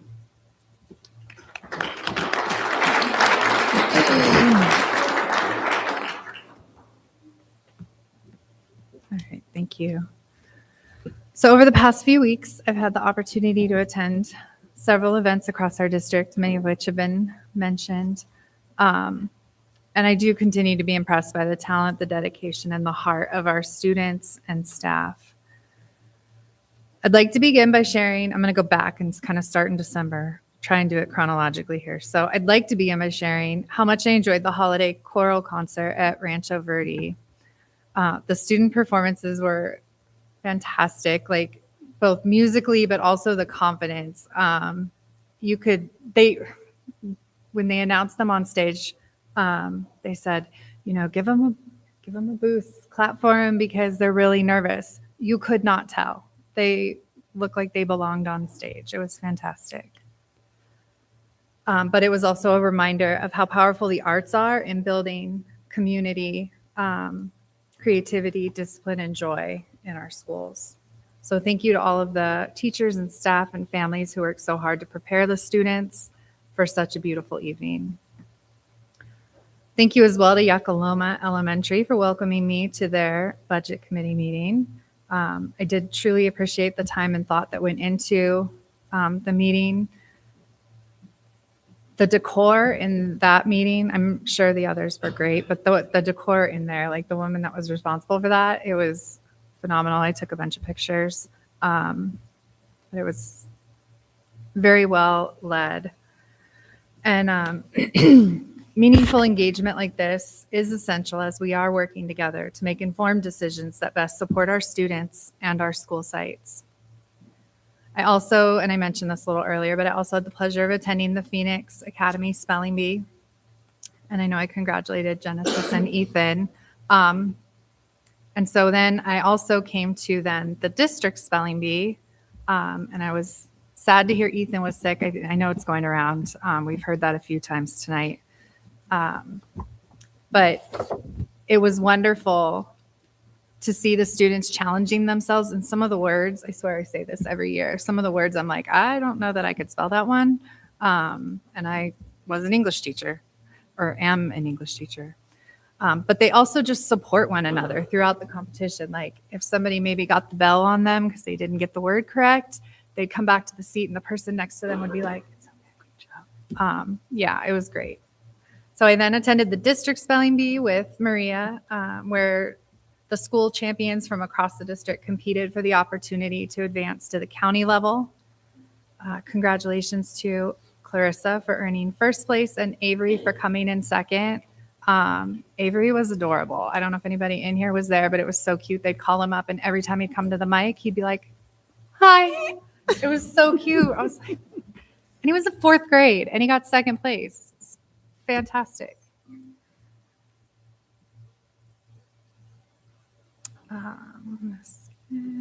I'd also like to extend my congratulations to all of our classified employees of the year. Your work is essential to the success of our schools, and you make a meaningful difference in the lives of students every single day. I wish you the very best as you move forward to the county level, and I am hopeful that we're going to have the same overwhelming success again this year. Finally, I want to offer a huge thank you to all of the district and town staff who worked together to put on such a wonderful State of the District event.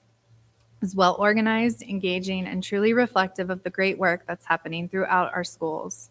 I especially love the videos that were created by students and their teachers.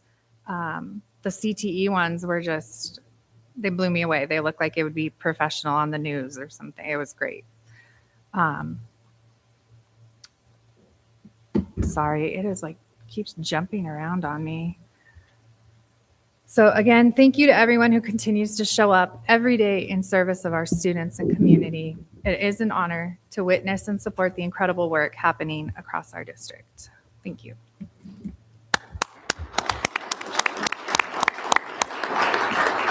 And superintendent comments. On tonight's agenda is a resolution in which we honor January as School Board Recognition Month. I personally would like to thank our trustees for their time and commitment to the Apple Valley community. And I think they should get a round of applause because it is.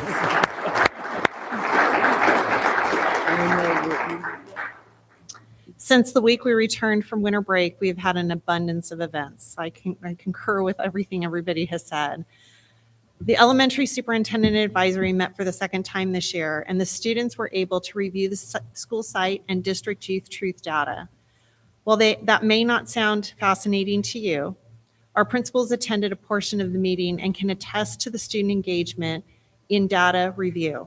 So if you have kids that are part of that and they won't get into their math, they're fooling you because they were in it. We couldn't convince them to leave and go get food until the taste test. But over the years, what we've recognized is they've become accustomed to reviewing this data, making plans to address specific site needs. As always, they also had some taste tests from the nutrition services department, and some came closer to hitting the mark for being added to the menus than others. Students did agree that the macaroni and cheese still needed work. This was their second try, and while better, it was not quite ready according to our students. We have one student, I won't name her, but every time we do a taste test, she has more than just a suggestion. And so instead of having her write it, I always just send her next door to the nutrition services staff and I let her tell them how it could better be put together and what she would like them to do. I think she probably is going to be a nutritionist someday. I would like to recognize Ms. Reno and Ms. Bersenio for being part of the engagement activities with our student advisories. We also met with HDPA Student Advisory for the first time this year. That one's a little bit different than the others because we have students that fluctuate depending on going back to their school of residence or whether they stay through the second semester. But we had a great group and we look forward to the next meeting.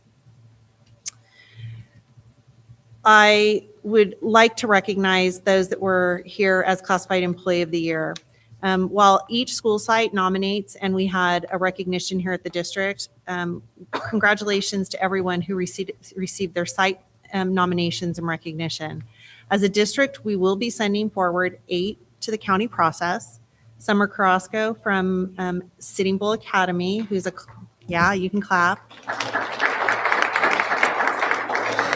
She's a clerical administrative services group with 9 years of experience. Angela Galvan, who's a nutritional services, has been in that department for 21 years, Sitting Bull Academy as well. Cliff Ledbetter, who's transportation services. He's a warehouseman and has been with us for 17 years. You heard the words Nurse Bryant earlier. Shaylin Bryant will be moving forward for the county event in health services. She's been an LVN in our district for 6 years at High Desert Premier Academy. Jonathan Silva will be moving forward in custodial and maintenance services, custodian 2 for 19 3/4 of a year at Phoenix Academy currently. Jennifer Mata, who is Safety and Security Services, she's a school police officer with 6.5 years, and she's assigned here at the district office to Apple Valley School Police Department, but really she's at Phoenix Academy the majority of the time. Amber Tossetti, who's a paraprofessional services category paraeducator for 7.5 years at Sandia Academy. And while I know that Rachel Yoakum was thrilled to get her technology services, she's a database systems analyst for 8.5 years here at the ESC. Her biggest award this month is the designation as grandparent to our newest AVUSD family member, Milo, who was born 1/14 to parents who are also employees of Apple Valley Unified School District, Tyler, who's in our IT department, and Vanessa Duarte, who's an Apple Valley High School teacher. So congratulations to all of them.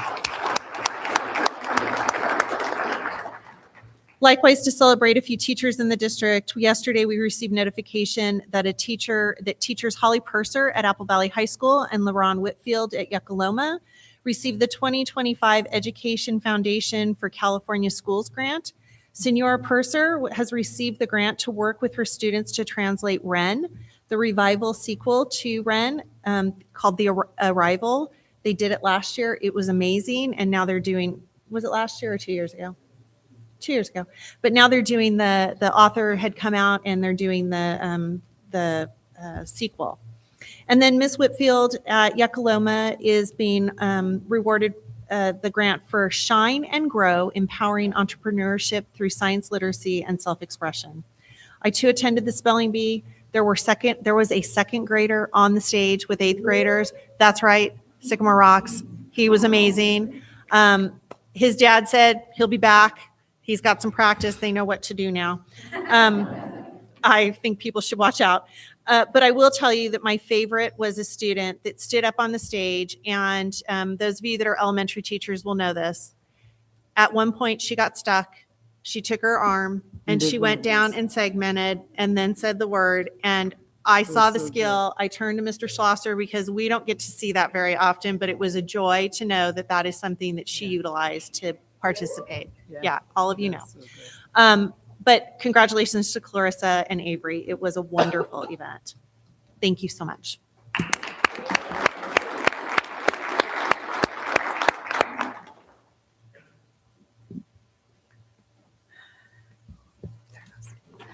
All right, union representative reports. California School Employees Association, CSEA, J.C. Scott.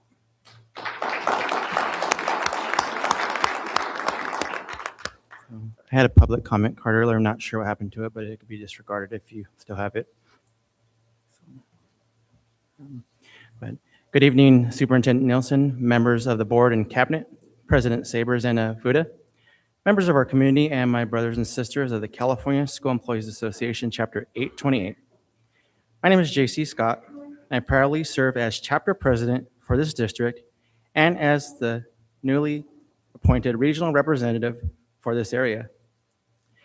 Before addressing my primary concerns, I would like to publicly congratulate and recognize the following newly elected Chapter 828 officers: Cookie McIntyre, elected Chapter Secretary; Shallon Bryant, elected Political Action Coordinator; and Brad Santora, re-elected as our Public Relations Officer.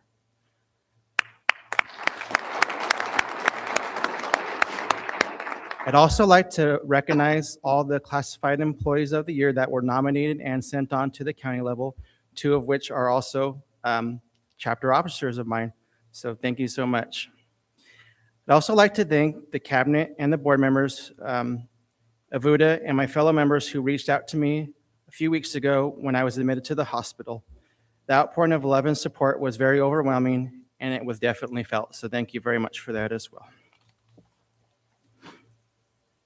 So tonight, I'm here to condemn the district's ongoing poor performance in financial planning and transparency, and to strongly oppose any proposal to authorize or rubber stamp a $10 million reduction without clear oversight, public accountability, and a detailed board-approved plan.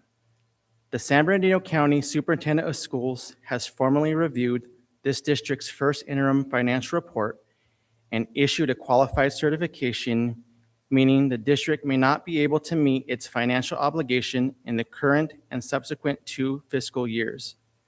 This is not a minor warning.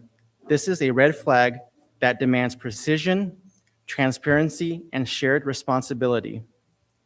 Instead, what is being proposed is a massive reduction number that is attached to vague language and future promises of detail. We still haven't settled with the teachers, by the way. $10 million is not a line item. It's classrooms, it's programs, it's student services, and it's jobs. It's the people who open our schools in the morning, people that care for our students during the day, and that lock our doors at night. Fiscal responsibility does not mean writing a blank check for cuts. It means presenting the public with a clear, itemized, and honest plan: what will be reduced, when it will be reduced, who will be impacted, and how students will be protected. Oversight is not optional. It is your fiduciary duty. The county superintendent's report makes clear that the district's operating below the state's required reserve levels and continues to project ongoing deficit spending. This does not happen overnight. It is the result of long-term decisions, inadequate forecasting, and a failure to correct course early. Yet tonight, instead of seeing a comprehensive recovery strategy, we are being asked to accept a number, $10 million, again, we still haven't settled with the teachers, as if the size of the cut alone proves seriousness. It doesn't. What proves seriousness is transparency. What proves leadership is accountability. And what proves respect for the community is allowing stakeholders, that's the employees, the parents, and the public, to see and understand exactly what is being proposed before it is approved. Our members are not expendable. Our students are not bargaining chips. And our community deserves more than a vote based on uncertainty and after-the-fact explanations. I urge this board to reject any proposal that authorizes sweeping reductions without a full disclosed, public reviewed, and clearly justified plan. Slow this down, bring the details forward, and do this the right way.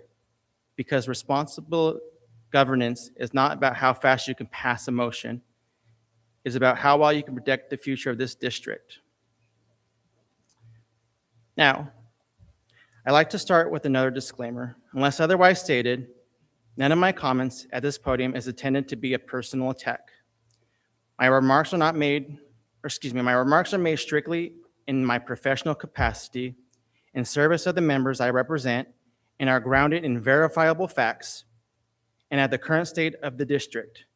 Any concerns raised relate solely to conduct, governance, and accountability, not individuals, unless otherwise stated. I would be happy to address any concerns personally if anyone feels offended in any way. Now, I would like to speak in opposition to the unprofessional conduct, legal violations, hypocrisy, and fabrications that were presented from this dais during the last board meeting by a trustee. Bylaw 9010 of the Apple Valley Unified School District Board of Trustees policy says, the governing board recognizes the responsibility of board members in their role as community leaders to participate in public discourse on matters of civic or community interest. However, to ensure communication of a consistent, unified message regarding district issues, board members are expected to respect the authority of the board to choose its representatives, to communicate its position, and to abide by established protocols. It further goes on to state, when speaking for the board, a spokesperson shall exercise restraint and tact, communicate in a manner that promotes public confidence in the board's leadership. Board members are reminded that when speaking publicly, their statements may be perceived as reflecting the views of the board as a whole, and they have a responsibility to clearly identify when a viewpoint is personal rather than the representative of the board of the district. Board members are also expected to conduct themselves in a respectful, courteous, and professional manner, and to model appropriate behavior for the students and the community. A trustee failed to follow that policy.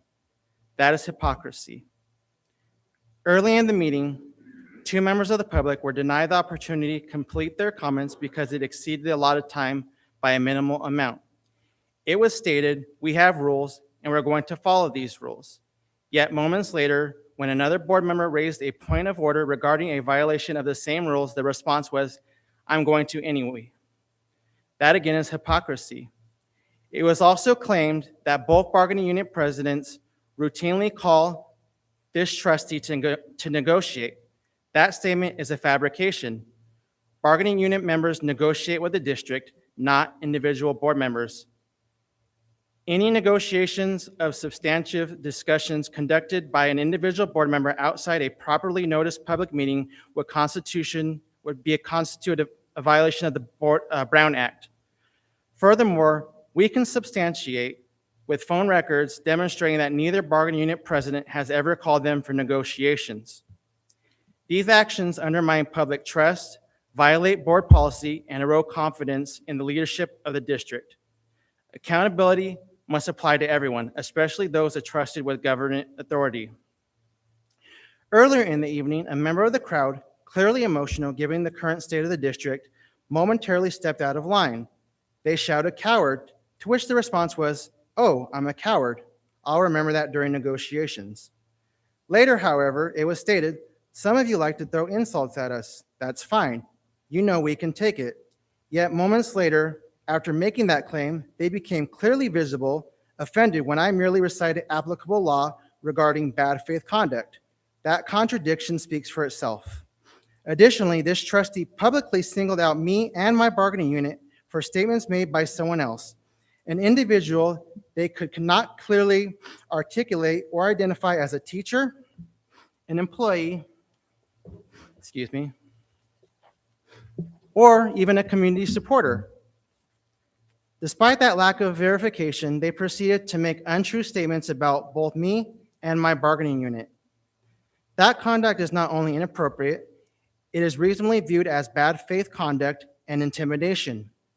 Bargaining units are not responsible for policing or holding individual members of the public accountable for their speech.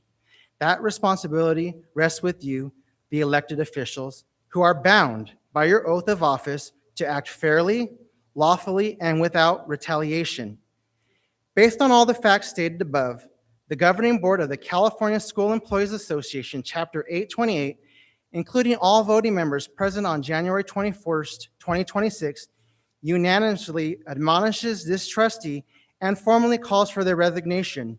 Should they refuse to resign, we demand that the remaining trustees take swift and appropriate action in response to their conduct at the December 11th board meeting. Lastly, we continue to stand in solidarity with President Sabers and the Apple Valley Unified School Teachers Association. In sincere hope for dignity, community, authenticity, and service, President J.C. Scott. Thank you so much.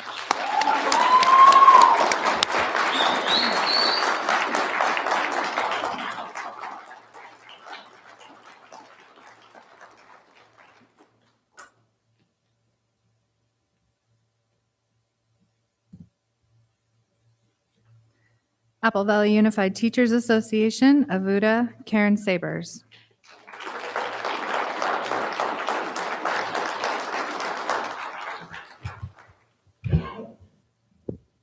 Good evening, Superintendent Nelson, board members, cabinet, audience, President Scott.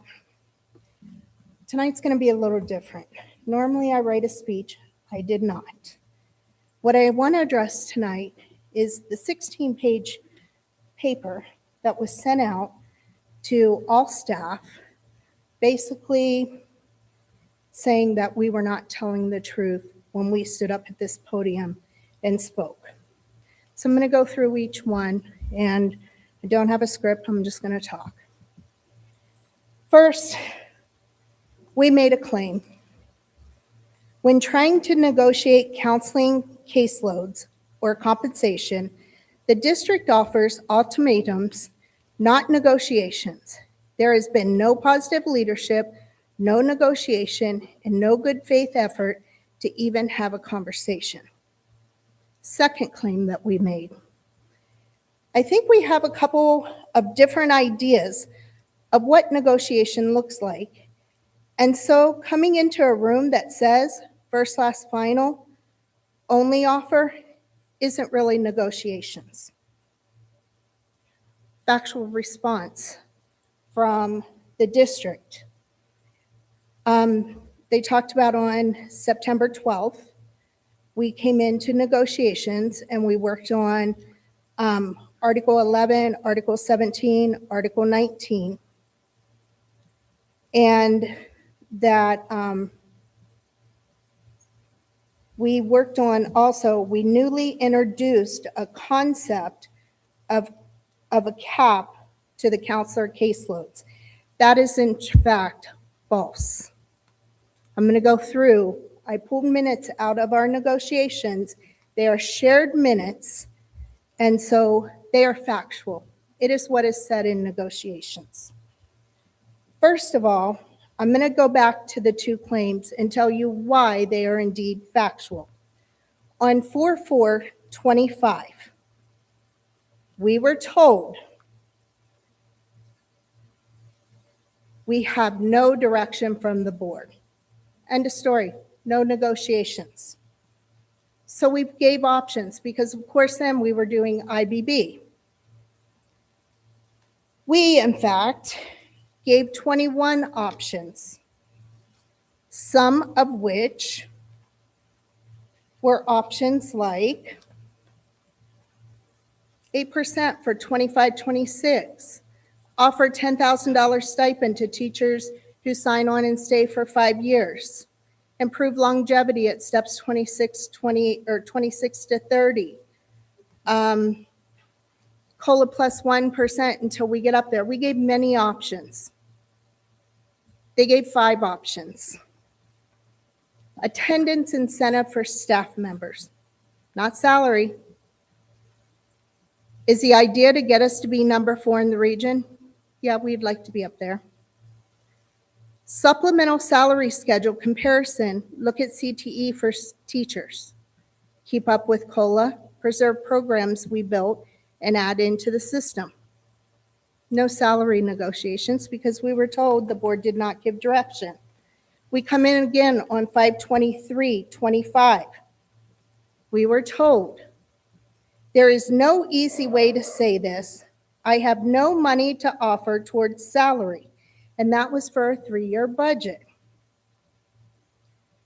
We come in again, 8/22/25. Them. What would be helpful? Us. Something from the district. We have passed out papers, but we haven't been offered anything. At that point, we were done. We were being drug along and not offered anything. We were not being negotiated with. We do not negotiate with the board. We negotiate with the district. They bring it to the board. So at that point, we had asked if they had thought about impasse and were ready to file for impasse. They said they were not. We said, well, we have spent 84 hours, 13 sessions with no movement, and we are considering impasse. Come back to 9/22/25. That was indeed the first time that they came in with an offer. In fact, they did not hand us the offer. They told us the offer at first, and then we were sent a message asking if we could please share our digital copy with them so they could prepare a counteroffer, which is why when you see the offer, theirs was at the bottom because they took our offer, added their offer onto it. They crossed out our counselor caseloads. And then after crossing out our counselor caseloads, they also put an X through our salary schedule and then handed it back to us with theirs attached at the bottom. So you see, when we make the claims that we have different ideas of what negotiations is, it is because we do. We wanted to negotiate. We can't negotiate when somebody keeps coming in and telling us we have nothing to offer. I don't know what you expect. Okay, we go to newly introduced concept of a cap to the counselor caseloads. Supposedly, September 12th, that was the first time we were supposed to have given that according to this 16-page document that was sent out. That is indeed false. 5/23/25, in negotiations, us, elementary counselors were worried about their caseloads. Counselors in elementary school don't see all students versus high school counselors. That was them. Then we spoke about speech pathologist caseloads.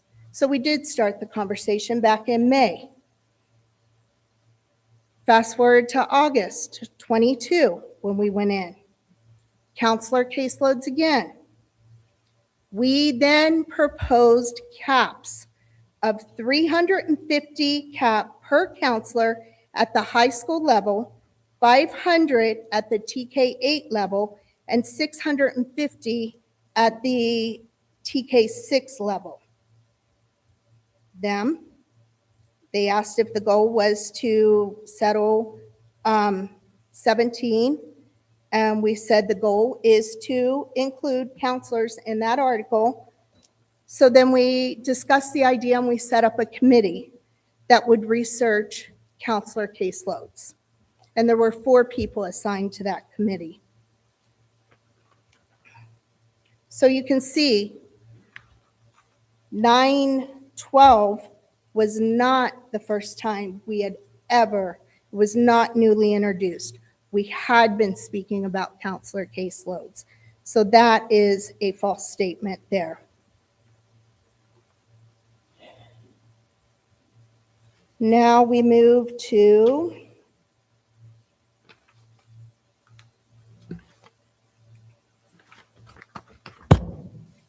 okay, let's go back to the last best final. Although we put on ours last best final, that was a formality. It is what we had to do because we could not continue in the process to move to impasse, staying with the IBB. We had to go back to passing the paper and saying last best final in order for PERB to accept it. Did not mean that we weren't willing to talk. In fact, there are many messages where we have said we're open to conversation. We are willing to have conversation. But we had no choice but to do this because we needed to move it forward. We were not getting anywhere and we needed the help. But we've always stated that we were open to communication even then. Now we move to the next.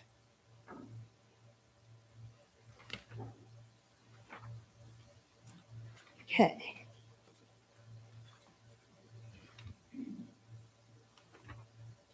All right, the claim, our claim.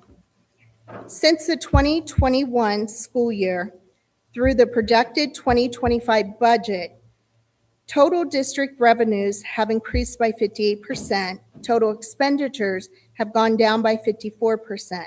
On the surface, that might sound balanced, but when you look closer, the distribution of those increases tell a very, very different story. During the same period, AVUDA salaries increased by 26%. Meanwhile, administrative salaries went up 84%. Factual response from the district. The claim that administrative salaries increased by 84% while AVUDA teacher salaries increased by only 26% is untrue. Administrative spending figures is due to massive salary raises, is not due to massive salary raises for administrators. Instead, it is an expenditure category change caused by the budget recategorization in July 2025. As it is explained more fully below, several groups of the employees, such as nurses and psychologists, were moved from certificated budget codes to management budget codes. Their salaries are now counted in the administrative bucket, making the category appear to have grown disproportionately, even though individual salaries did not change. I have to tell you, I made that claim. And when I stood up here, because I had gotten word that one of the principals made a comment that I haven't seen that in my paycheck. I didn't get that raise. I specifically turned around and looked at management and I said, we know that you did not get a raise We know you did not see that money in your salary. Go back and watch the films. I said that. We did not say that it was due to raises. We know it's because of categories. Now, that takes us to 9/12/25 when we were in negotiations. Mr. Schulenberg came in to speak with us because Steve and I had made some claims up here. Mr. Schulenberg, you made more comments. In certificated salaries, you mentioned admin is going up 25%, and that is in fact true. If you look, we had certificated pupil services, nurses, BCBAs, and moved them to a different line because they are not teachers. 5.7, 9.3, that's 15 million. And you look in the budget year, 15 million. No new positions, no salary increases. It was merely a switch in code of where those individuals were paid from. 1,300s are unrepresented positions.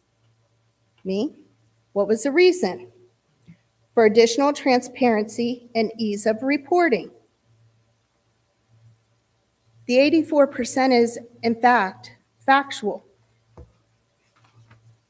We order the DAT files from the district. CTA runs them through. And when you look, 2021 unaudited actuals, 7.9 million. 25-26 budget, 14.5 million. An increase of 6.7 million, 84%. Those should not have been in that category to begin with. So by moving them, they were in the correct category, which did amount to the 84, help with the 84% increase. So that is in fact true. Now we go to the last claim. We've teachers only received an offer of 3%, which isn't keeping up with inflation, while management has given themselves, in addition to an already 11%, a 16% annual bonus at 30 plus years of service, along with a 9% raise. Factual response. There was not a 9% raise given to managers unrepresented in 25-26. All groups, classified, certificated, and management unrepresented, were offered the same 3% salary increase for 25-26. The superintendent and assistant superintendents were not included in this offer. The classified bargaining unit and managers unrepresented accepted the offer, which was ratified at the board meeting on October 2nd, 2025. Board agenda, you could click on it. So it says that the claim that they did not receive the 9%. So I ask, if they did not receive the 9%, why does the AB 1200 that goes to the county have 8.89 or 9.97% for classified? I know FICMAT had said they recommended one be done for management, but that we haven't seen one. But that's a 9.97. It says Avuda received the 3% raise in 24-25. It was not across the board 3% raise. I have handed these to you. I can hand them to you again. We were offered $2,750 per cell, per step. That does not amount. If you're at step 1, you're getting a 4%. If you're at step 34, you're at a 2%. It is not a straight across 3%. We did that in order to help the district with retention, the same way that we also agreed to a $5,000 sign-on bonus to help with recruitment. We did this for recruitment too, but now it's being said that we were offered a 3%. We were not offered a 3% across the board. So that's all the claims. So you can see that we have data, we have facts, we have minutes to back up everything we say up here. We have the right to come up here and state what we have with the information we are given. Thank you, and have a good evening.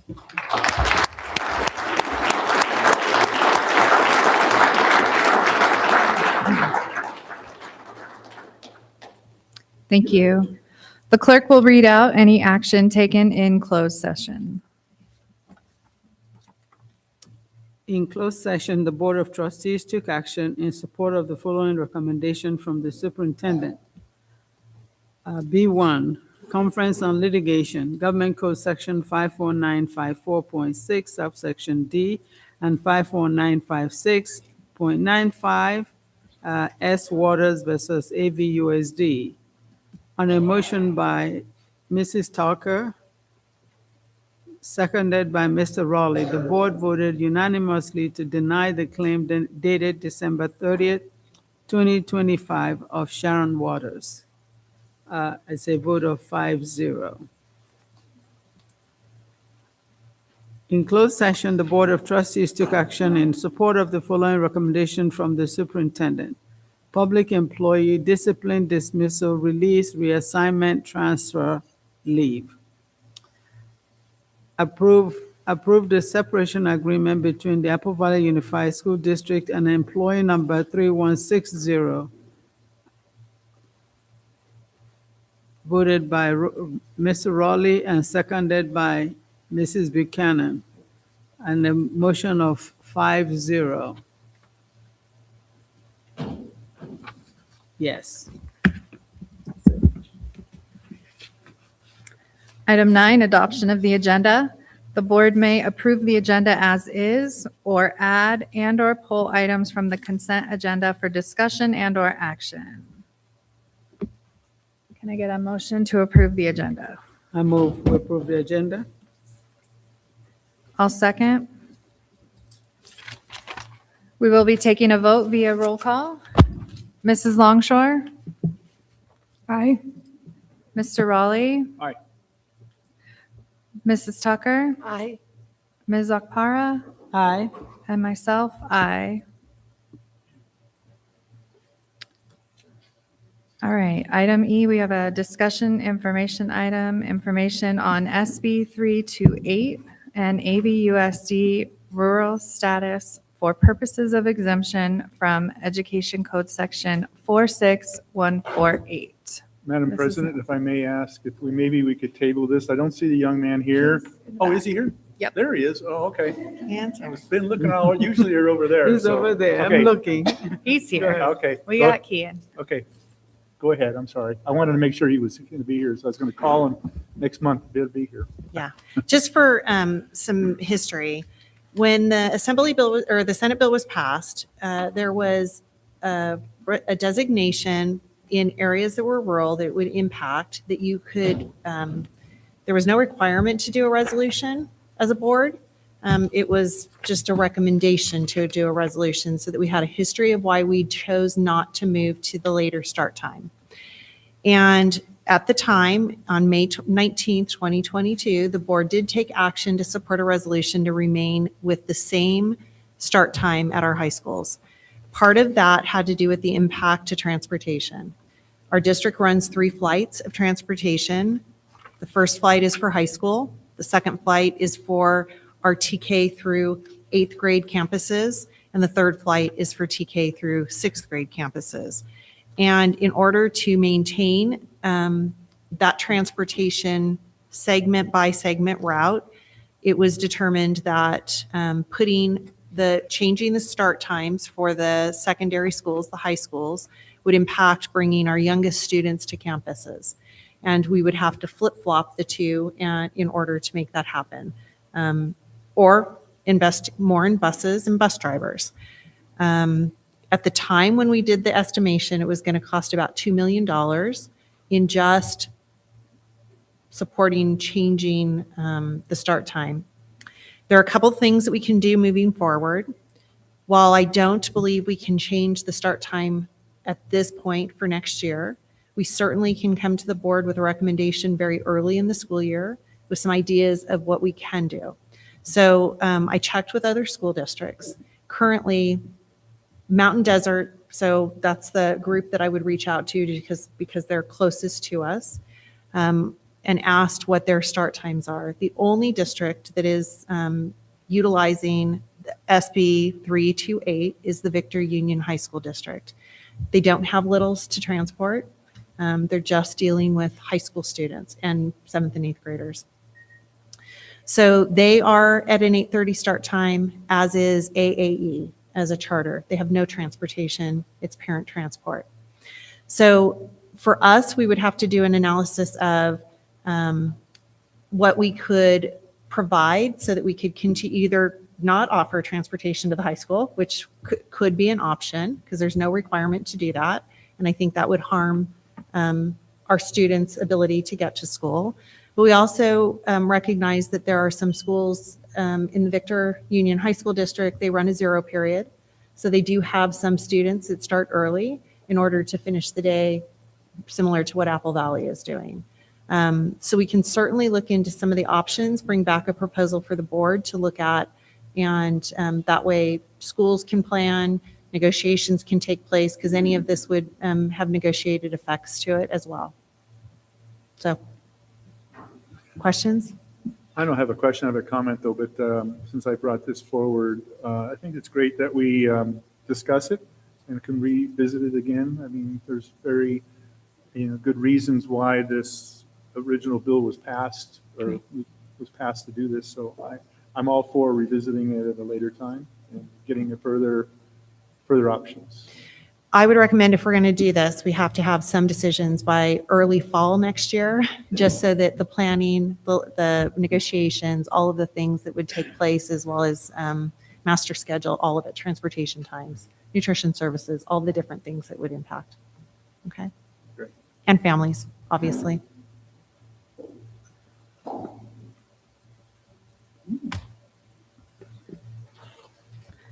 All right, number 2, review the Apple Valley Unified School District Governance Handbook. Madam President, I would like to make a motion that we table this until a later date. Okay. Is there a second? I'll second it. Okay, any discussion? I believe that this would be better served to do at a different date. I'm okay with it, You're okay. tabling it. Okay, let me do a roll call vote then. This is a motion to table. Item 2, review of the Apple Valley Unified School District Governance Handbook. Mrs. Longshore? Aye. Mr. Raleigh? Aye. Mrs. Tucker? Aye. Ms. Okpara? Aye. Mrs. Buchanan? Aye.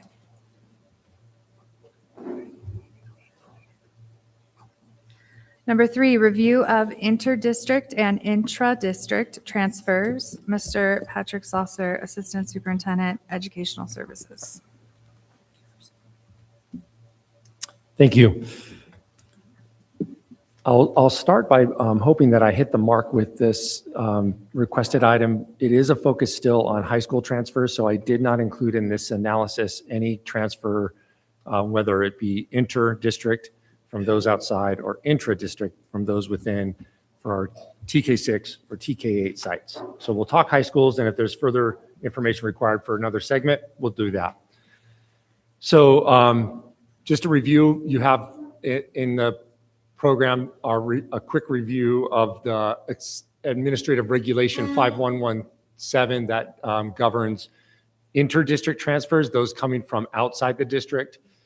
And so there's 13 reasons. We mostly focus on just a very few of them. Number 13 is the most common for students whose parents are primarily employed at the school site where they want their children to attend.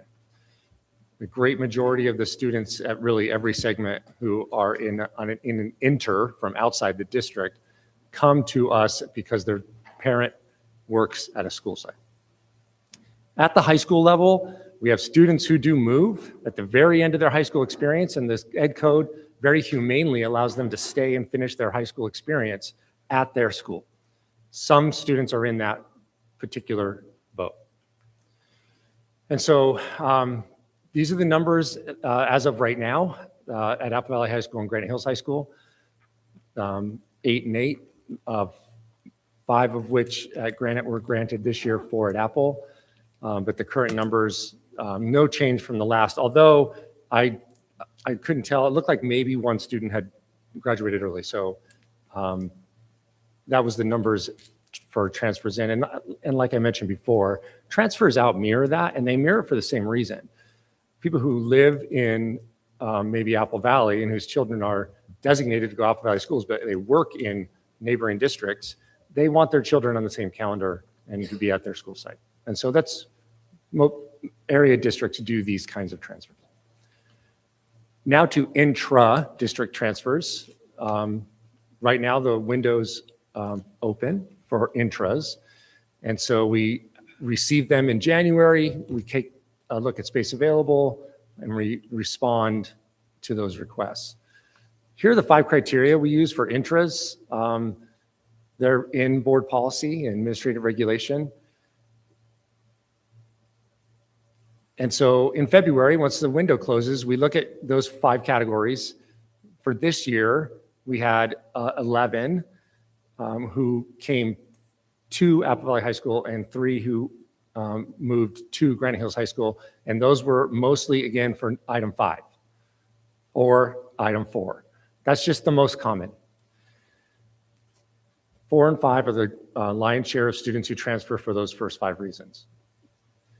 So that's the first 11 and 3. And then it does consider, it says after priorities 1 through 5, site capacity can be considered essentially to allow students to participate in the program at those schools. We have to remember that just because a student wants a particular elective course, that's not the only course they need. They will need the rest of their day. So we have to look and see if, there might be room. For example, a student says, I really want to participate in the Granite Hills High School Great Academy program. Awesome. But they will also need math, English, science, etc.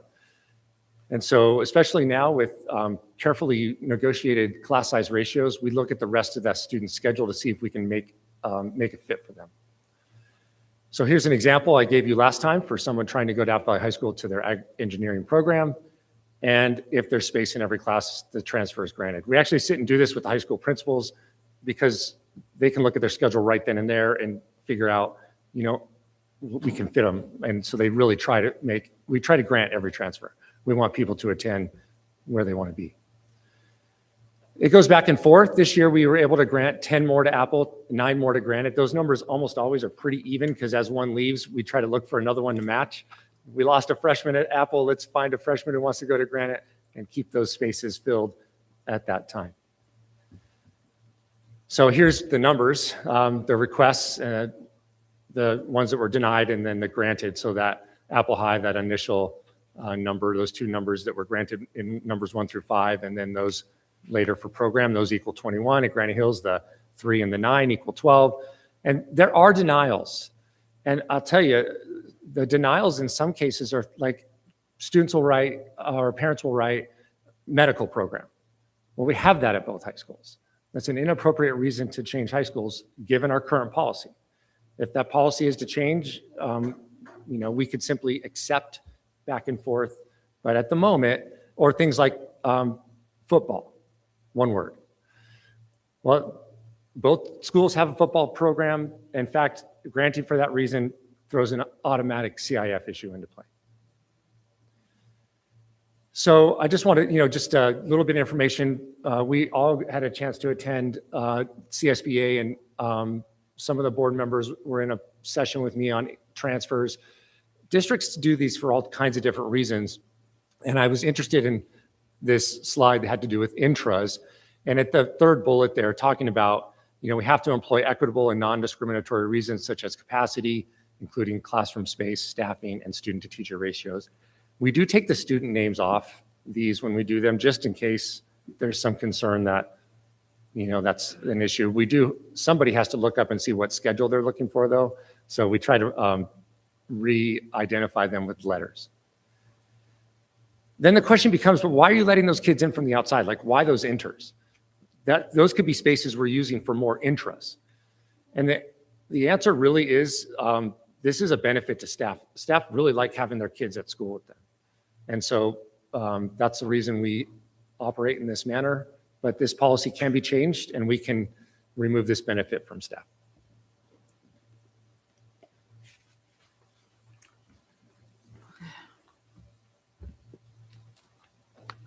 Okay, thank you. Are there any questions? I do have a comment. Okay.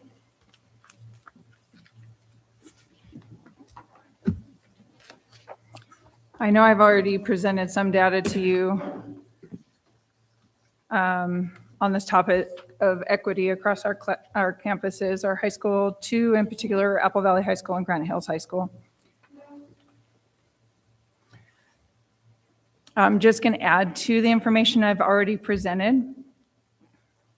282 Apple Valley Unified School students were denied transfer to the high school of their choice, while 82 students from outside Apple Valley were let in. Only 22 of these were staff children. 60 were not. 60. 60.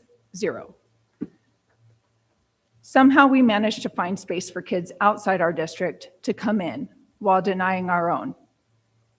This practice over time has segregated our student population and disproportionately denied students access to programs and opportunities offered exclusively at another site. Education Code Section 35160.5b requires that we honor parent preferences irrespective of where they live in Apple Valley. Our current board policy does not suffice. We must take steps to ensure equitable access in AVUSD. We must improve our random selection process.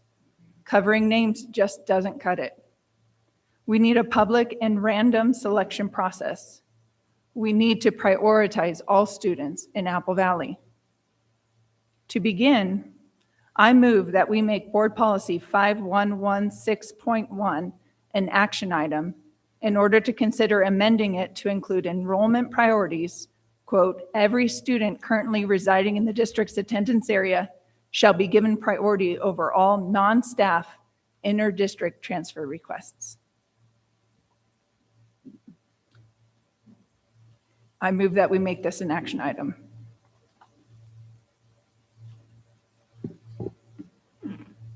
I will second. All right, is there any discussion?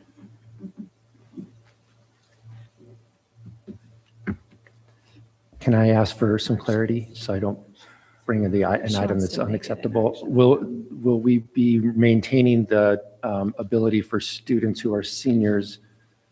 The way the policy is written, borrowed from law, is that if they move during their junior year, will they be allowed to remain? And then I'm assuming number 13 would stay staff, families. Right, so what we're looking at is just making sure we're making part of our policy prioritizing the students of Apple Valley. As I guess as a board, we would be discussing details. Okay, so maybe, do you want me to bring a draft? Actually, let's respectfully, I know that we had a motion and a second. It is not an action item. So there is no motion or second. It would be something that you would recommend as a future item for us to bring to the board. So when I make a motion to add it as an action item, you're saying I cannot do that? There's no need for the motion. It can just be added as a future item to the board. That's why we have that as part of the script. Okay, that's wonderful. And can we do it as soon as possible? I know we have January is when intra-district transfers are being accepted. Could we do it at the next board meeting?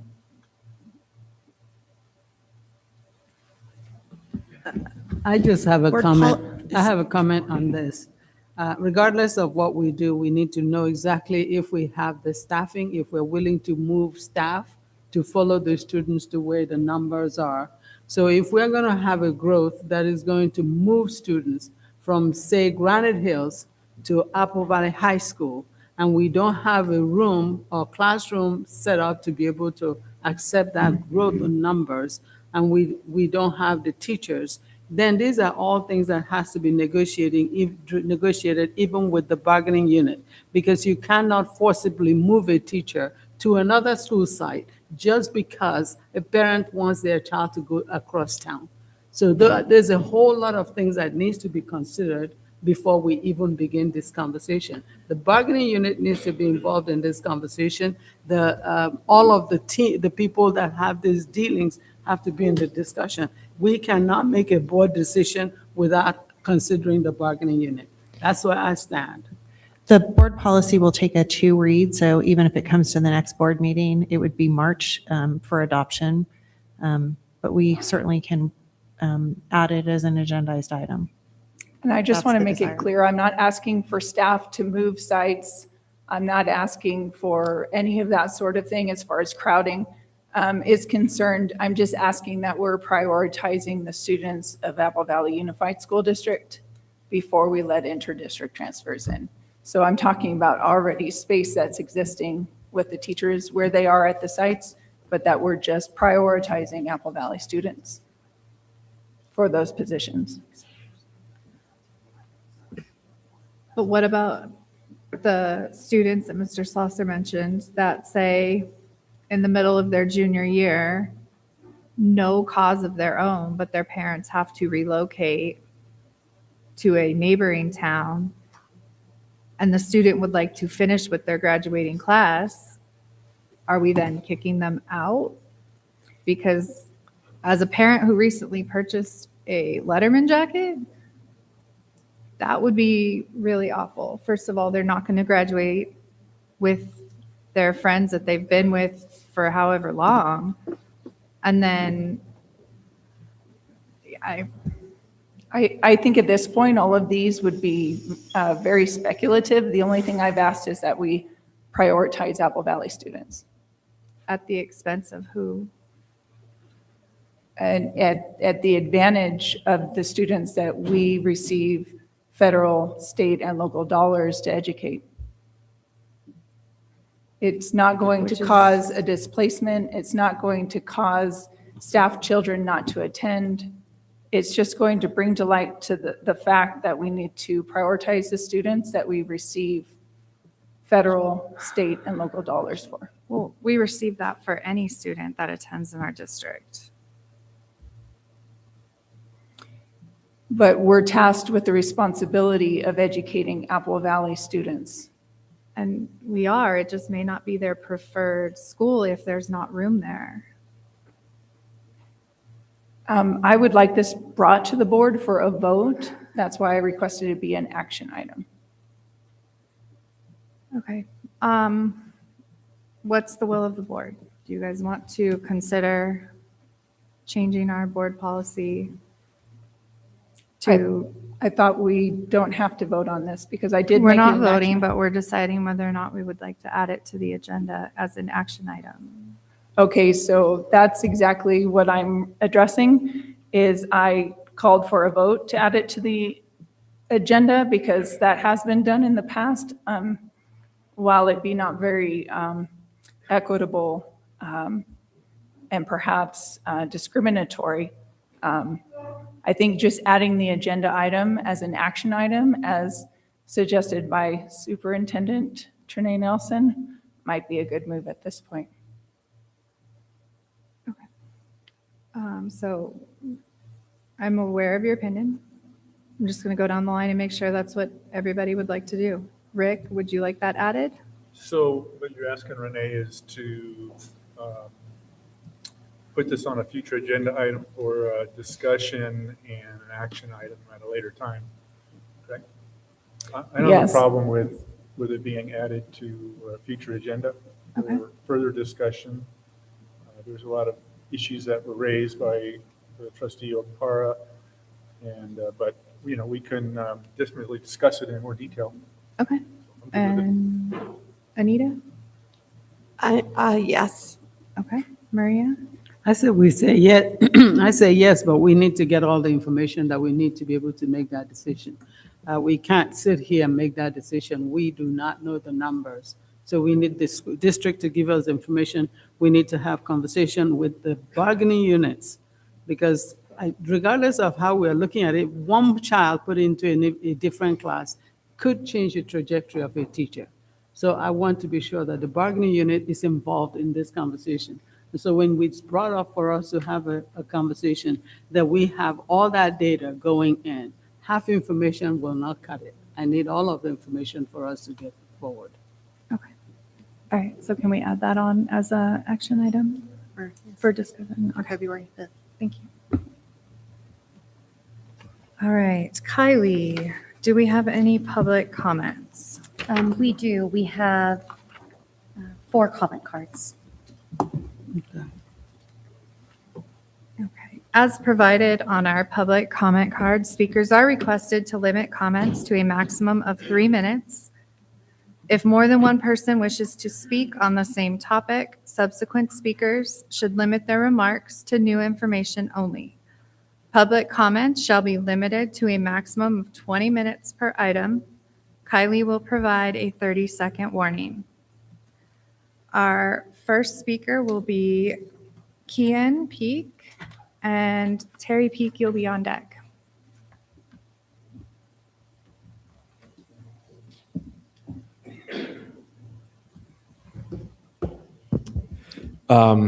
Good evening, esteemed board, Superintendent Nelson. I'm grateful to finally be on the agenda after 5 months of late night meetings, wading through long-winded, repetitive speakers, asking for what they believe in, maybe even if it's not my belief too.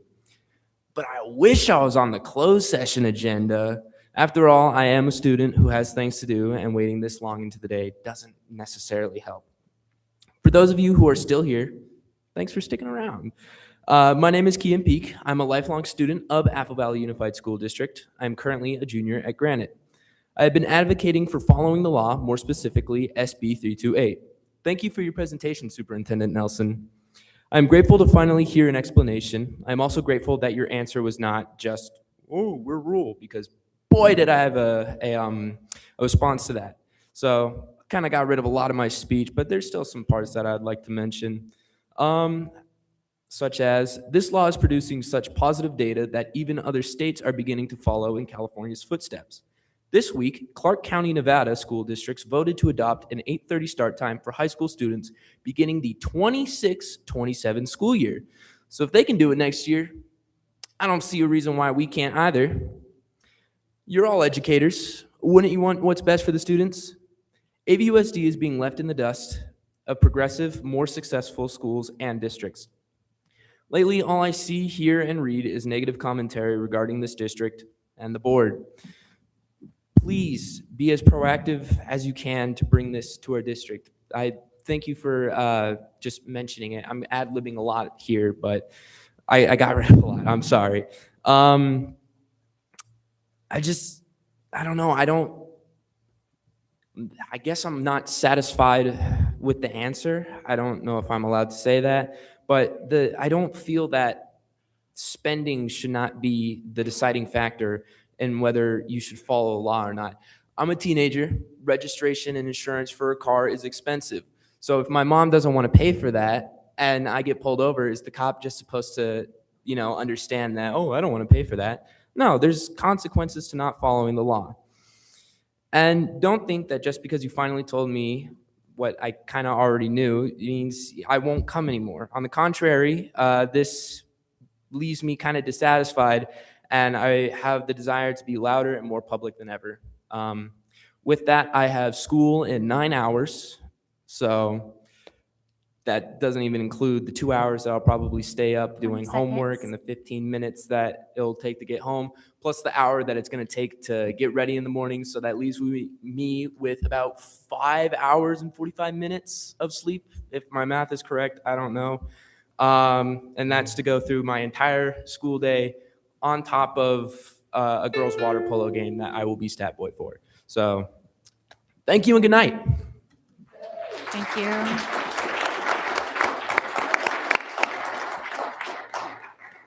All right. Terry Peak, and we have Joshua Justice on deck. Hello there. We meet again. First, I'd like to say thank you for finally putting my son on the agenda, although we kind of already knew what information was going to be passed along for the presentation, or so we thought. The agenda does say rural. We were proactive. We looked ahead. The rumor has been rural. Our own knowledge, though, has been confirmed that money always rules the roost. We happened to keep the live feed on through the end last month just to hear the legitimate add key into the agenda. At 7 hours and 23 minutes, we kind of knew nothing was ever going to happen, though. The tone behind the, yeah, we know, it's just information, it's not action, was disappointing to us, to say the very least. I think it's disrespectful to string a passionate 16-year-old along for 5 months when at any time he could have just been answered directly. We feel you've never intended to make a change. You've patronized him enough just to make it seem like you cared when maybe you really don't. That's shameful and despicable to me, especially when I feel that we've grown so fond of quite a few of you. We've enjoyed listening to you coming each month this year. I need to know, though, honestly, are you really going to escalate this into figuring out how to do this for future students? I mean, it's not going to affect him directly. Pardon me, I had surgery this morning, so I'm a little off.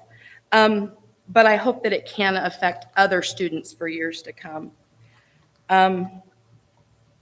It baffles me that you acknowledge how beneficial this time change could be, but still haven't complied.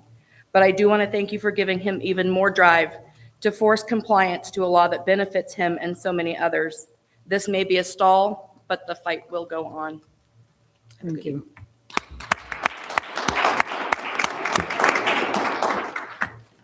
All right, Joshua Justice, and then Monica King, you are on deck.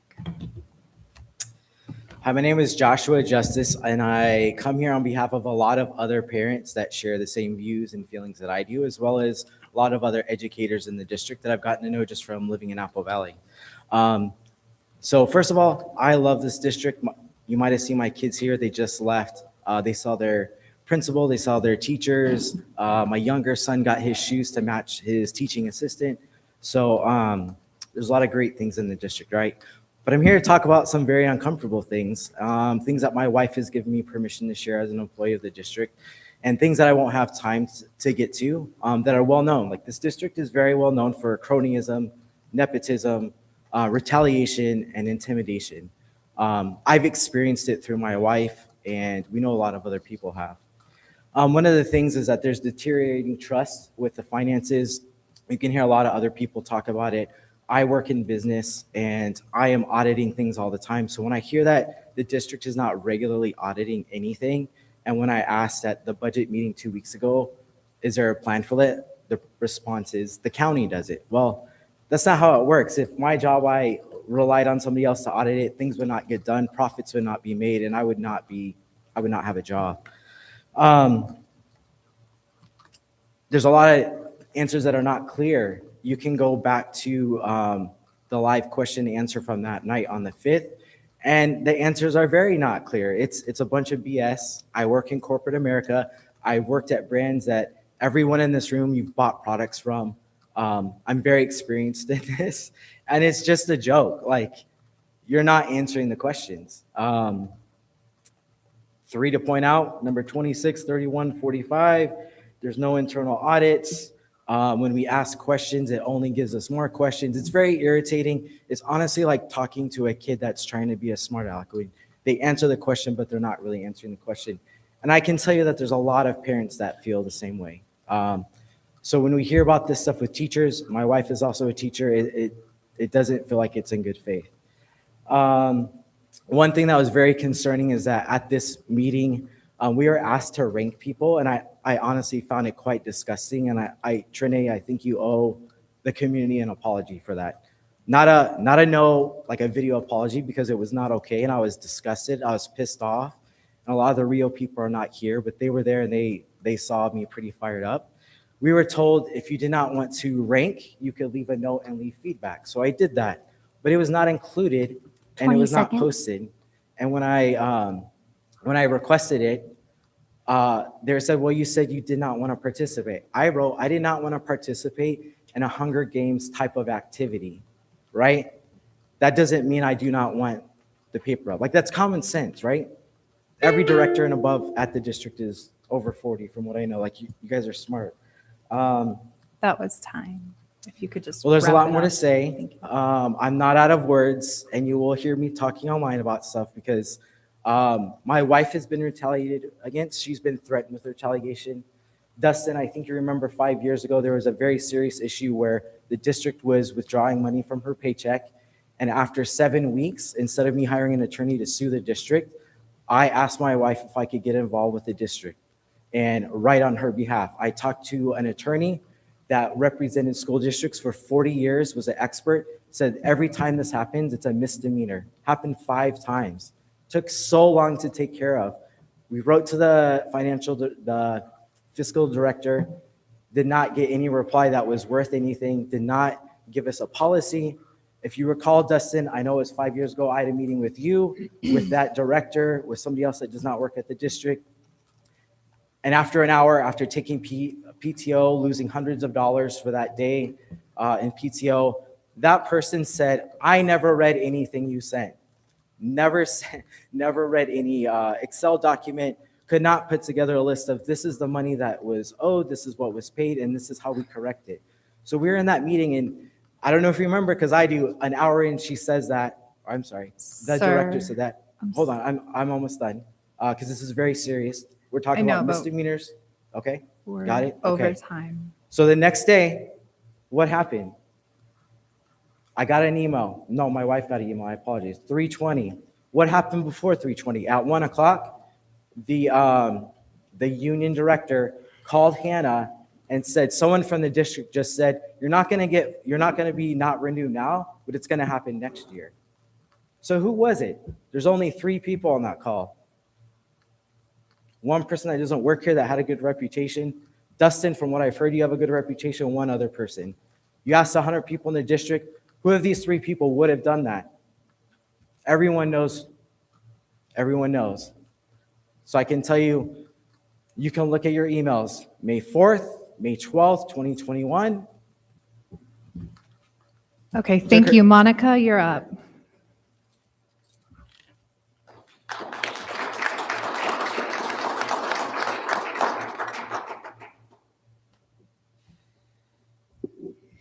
Good evening, board members, legislators, and community members. My name is Monica King, and I'm a mother of 2 boys who are currently in the school system. A couple years ago, one of these boys came to me and bravely disclosed that he had been sexually abused at Rio Vista Elementary School. Most children never speak of their abuse to anyone and grow into adults who also never speak of it. So imagine the courage it took for him to disclose this as best as he could as he shook and balled in my arms, and thank God he did.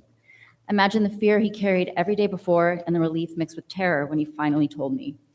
He made me promise him in that moment that he wouldn't have to speak to anybody until he was ready. So what happened next was a second trauma to both of us and a breach of trust in a very fragile situation. In response to his disclosure, after I came to the school to report what he had said, 2 police officers were sent to our home unannounced, wearing badges and carrying guns. They came without specialized training in child psychology, without trauma-informed interviewing skills, and without me, his parent, allowed to even be present. I want to reiterate that this was right after I promised him he didn't have to talk to anyone until he was ready. Let me say this part one more time. A child who had just disclosed sexual abuse to his mother, in fear, was placed in a room with 2 strange men, armed law enforcement officers, and questioned alone. That sounds terrifying. And I don't know where you stand on the parenting spectrum or child psychology, but I don't know a child on the face of the planet who would disclose the most terrifying, traumatic, and horrific event in that situation and under those circumstances. So is it really a surprise he didn't say anything of substance to these men?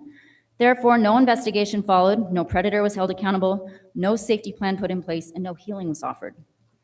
A child who had been deeply harmed was harmed again, further traumatized, and the predator remained in the school system. And I can guarantee you one child is not the reason he's there.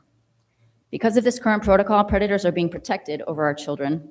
There's no accountability, no justice, more risk, more harm, and I'm done losing sleep knowing that this man is still out there amongst too many others who understand how this system works. We have to also understand that children do not process trauma the way adults do. They forget key details, they provide disjointed or brief responses, they avoid eye contact, become quiet, shut down entirely, or answer, "I don't remember," out of fear. These behaviors are not indicators that abuse did not happen, but rather that a child was scared, overwhelmed, and re-traumatized by the environment and approach. We need protocols for our children that are grounded in science, dignity, and healing. We live in a time where we like to say that we're protecting our children.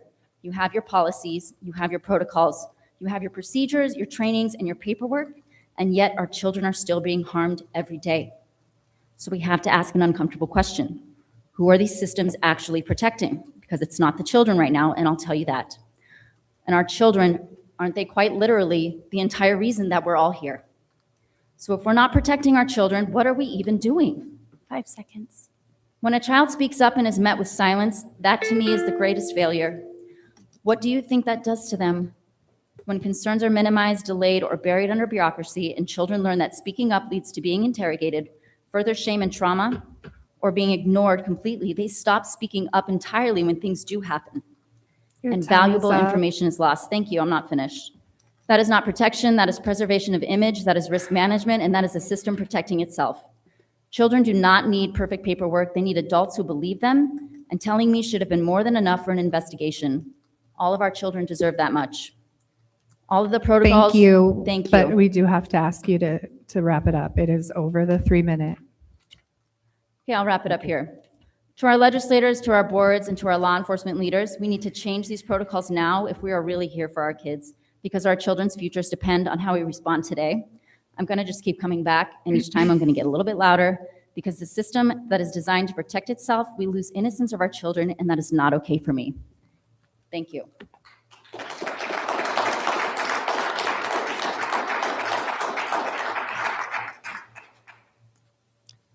Board comments? Renee Longshore?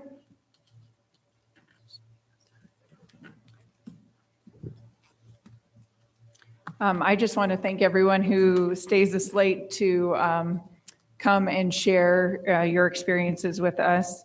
I know we have a new sitting president. I would just like to also bring forward the idea again that we move public comments sooner in the evening. Thank you. Rick Raleigh? Anita Tucker? No comment. Maria Akpara? No comment. Okay, I have no comment. Superintendent Nelson? Okay. All right, I need a motion to adjourn to a public meeting of the Apple Valley Unified School District Public Facilities Corporation for and new business as deemed necessary So at moved. 10:09. Move. So we adjourn. Okay. I'll second. We will be taking a vote via roll call. Mrs. Longshore?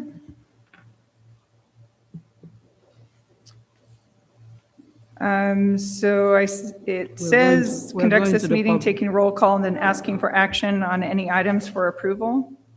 No, we are doing, we're First, we going need to take a special meeting vote right to now. adjourn for the special facilities. Oh, okay.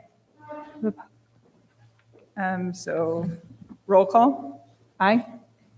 Rick Raleigh? Aye. Anita Tucker? Aye. Maria Akpara? Aye.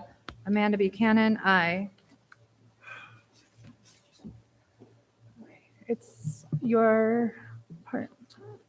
So as far as what I understand, it says I conduct this meeting taking a roll call and then asking for action on any items for approval.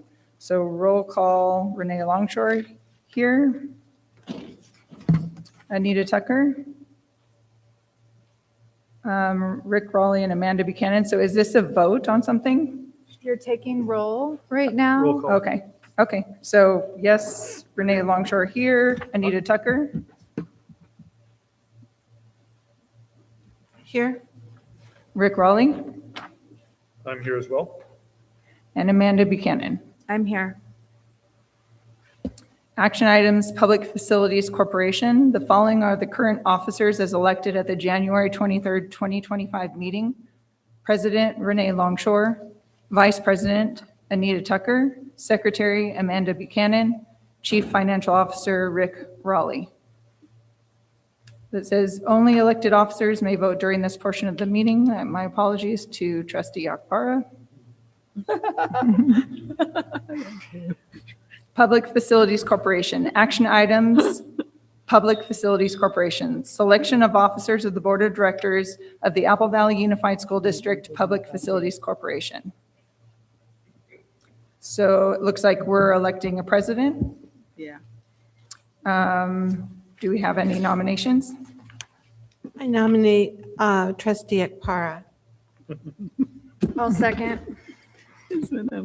All right, and we'll vote by roll call. Renee Longshore I think we do it as a slate, as a slate. I believe. Is that correct? Yes. It says vote, oh, so like fill it in all the way down and then take a vote? Yes. Oh, understood, thank you. So vice president, do I hear any nominations? I nominate trustee Raleigh. I'll second that. Secretary, any nominations? I nominate you. Oh, You can't, you're already the president, right? well, no, we just put Oh, okay. Akbar as the Oh, president. okay. So I could be the secretary. Do we have a second? I'll second. And chief financial officer. I would like to nominate Mrs. Buchanan. Do we have a second? I'll second that. Okay, so we would have President Akpara, Vice President Raleigh, Secretary Longshore, Chief Financial Officer Buchanan. Any discussion? Okay, we will be taking a vote via roll call. Mr. Rowley? Aye. Ms. Buchanan? Aye. Ms. Tucker? Aye. And Ms. Longshore, aye. Selection of a time and place for the regular meetings of the Board of Directors. Meeting time and place is January 14th, 2027. So Do we- moved. Okay, and second? Held in conjunction with the first regularly scheduled board meeting in January 2027, January 14th, 2027, or as necessary. Is there any discussion on this? We'll be taking a vote via roll call. Mr. Raleigh? Aye. Ms. Buchanan? Hang on one second. We have a question down here. Oh, yes. Have that Ms. You didn't Buchanan vote made the for this one. motion. And Renee seconded it. You didn't vote for this one. We were Didn't just vote making for sure what we one? had the correct people for the motion and the second. Okay, are we good? Now you can, yes. Okay, very good. So I'm going to go ahead and restart the vote via roll call. Mr. Raleigh? Aye. Ms. Buchanan? Aye. Ms. Tucker? I have a question. Am I voting because I'm not on the slate anymore? I believe so. Today you are still official. Okay, then yes. All right, authorization given for the filing of the annual statement of domestic nonprofit corporation with the state of California. Do I have a motion for that? Move it. Second. Any discussion? Okay, we'll be taking a vote via roll call. Mr. Raleigh? Aye. Ms. Buchanan? Aye. Ms. Tucker? Aye. And Ms. Longshore, aye. Adjournment. It is recommended that the Board of Directors adjourn the meeting of the Public Facilities Corporation and reconvene the regular meeting of the Apple Valley Unified School District Board of Trustees. The time is 10:14 p.m. We hereby convene the regular meeting at 10:14 p.m. All right, for our discussion and action session, it is recommended that the Board of Trustees discuss and take action on the following items. Number one, review the fiscal year 25-26 Access Educational Institution Service for school board members, enrollment information, and provide direction on school board member enrollment. Okay. Maria, and I'll second it. All right, discussion. I just had a quick question. How did we utilize this in 24 and 25 and so far this school year? Are we utilizing it? For 25-26, it's a new offer that they have provided. That's why I've brought it to the board. We have not done this in the past. And I wouldn't just assume that you wanted it, so I brought it as an item for you to decide. As soon as, if you approve it tonight, you will begin getting the items that are listed in the background, but we'll have to enroll each board member in that process. How much is it? $1,000 total.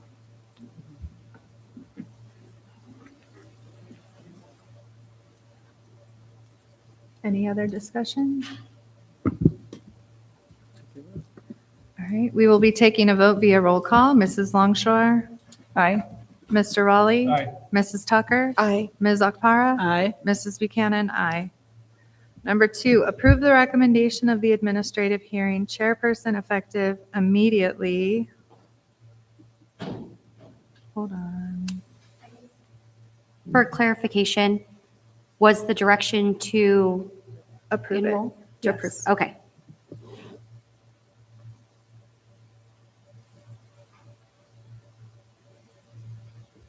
This is not highlighted, but do I read this part? Okay. Yeah. Okay, I just want to make sure. It's the first time. Approve the recommendation of the administrative hearing chairperson effective immediately on EXP 7, 2025-26, AR 12, 2025-26 through AR 17, 2025-26, and expungement of expulsion case EXP number 18, 2324. Are we going to do them individually? No. You can do them as a batch. That's okay. So we will be taking can I get a motion? So moved. I'll second it. All right, we will be taking a vote via roll call. Mrs. Longshore? Aye. Mr. Raleigh? Aye. Mrs. Tucker? Aye. Ms. Akpara? Aye. Mrs. Buchanan? Aye. Ooh, we can skip a few pages. All right, item 3, approve the certificated and classified personnel actions as listed. Can I get a motion? So moved. Second. Any discussion? I have a quick request.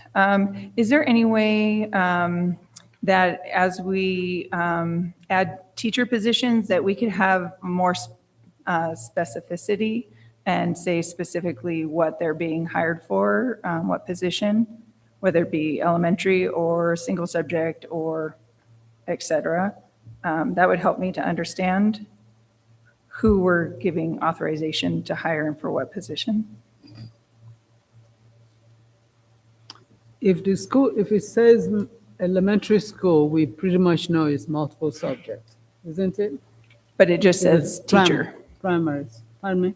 But it just says teacher. Every time it just says teacher. And so far this year, we've hired, if we pass this, we've now hired 63 teachers. Now, did it say school site? No, it just says teacher.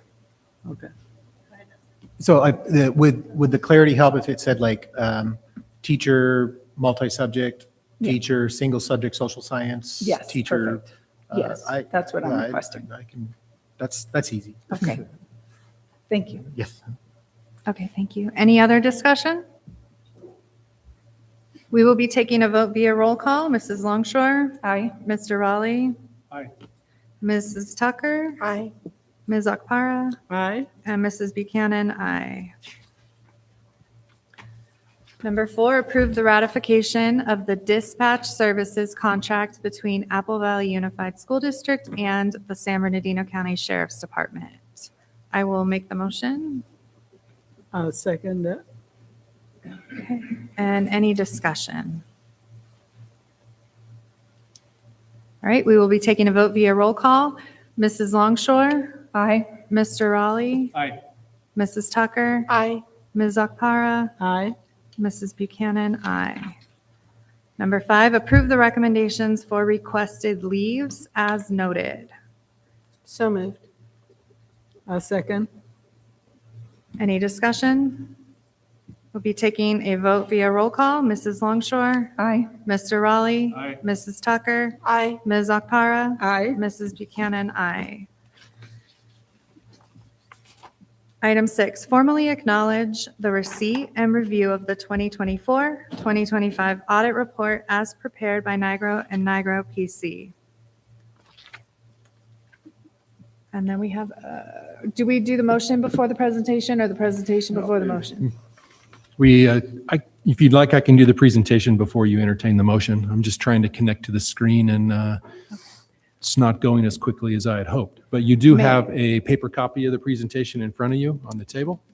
Mr. Schulenberg, before you get started, do you anticipate this would take longer than, say, 8 minutes? I don't anticipate that, no. Okay. If I can get this to connect for the,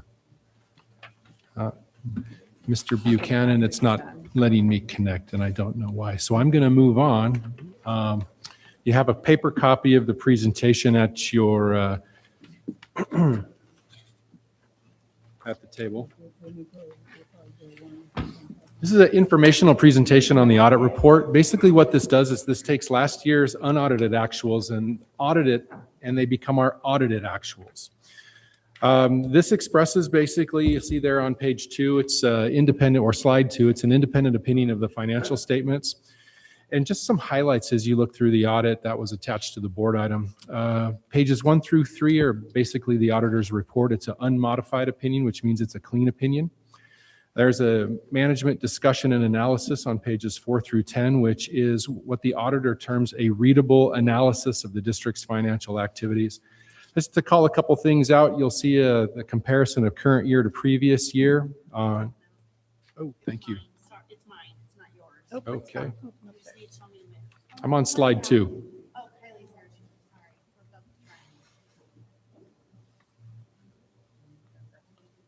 Right there. Thank you. And you'll see at the comparison of the current year to previous year, the fund balance comparison table on page 7. Talks about our outstanding long-term debt on page 9, and the auditor writes up summary of the factors that they believe will affect the district's future and in the particular budget cycle. And the next slide. Pages 11 through 51 contain the government-wide financial statements, and just a couple things. The statement of net position there reports a net position of $57.8 million. Of course, that's assets, less depreciation and long-term liabilities.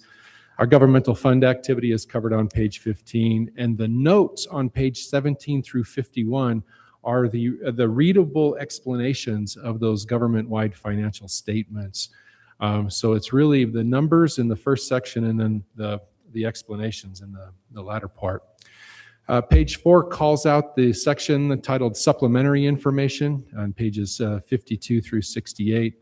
Again, there's the budgetary comparison schedule, net pension liability, OPEB liability, which is other post-employment benefits, schedule of our ADA and instructional time are included in the supplementary information. On page, slide 5, the ABUSD audit findings and questioned costs are covered in page 79 through 83. We had no findings, no financial statement findings, no federal award findings, and no state award findings. What that means is the auditor, in examining our financial transactions, discovered that everything was done legally and appropriately, and we followed the rules of the federal and state programs that the auditor tested per the audit guide. Slide 6, when we have previous findings, we're required to document the corrective action. We did not have any findings last year, so the previous findings and questioned costs for this particular audit is none, because there were no previous findings. And then I think,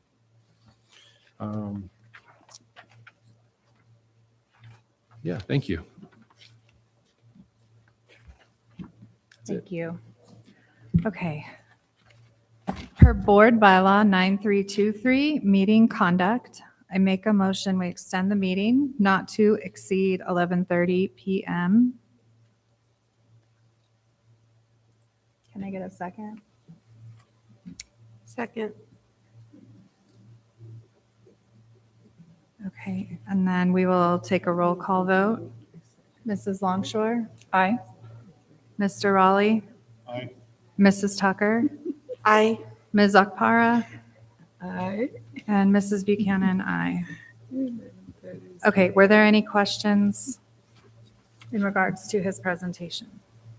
I do have some discussion items, but I'd like to invite anybody else who might have questions to go first. I think it's Yes, me? Okay.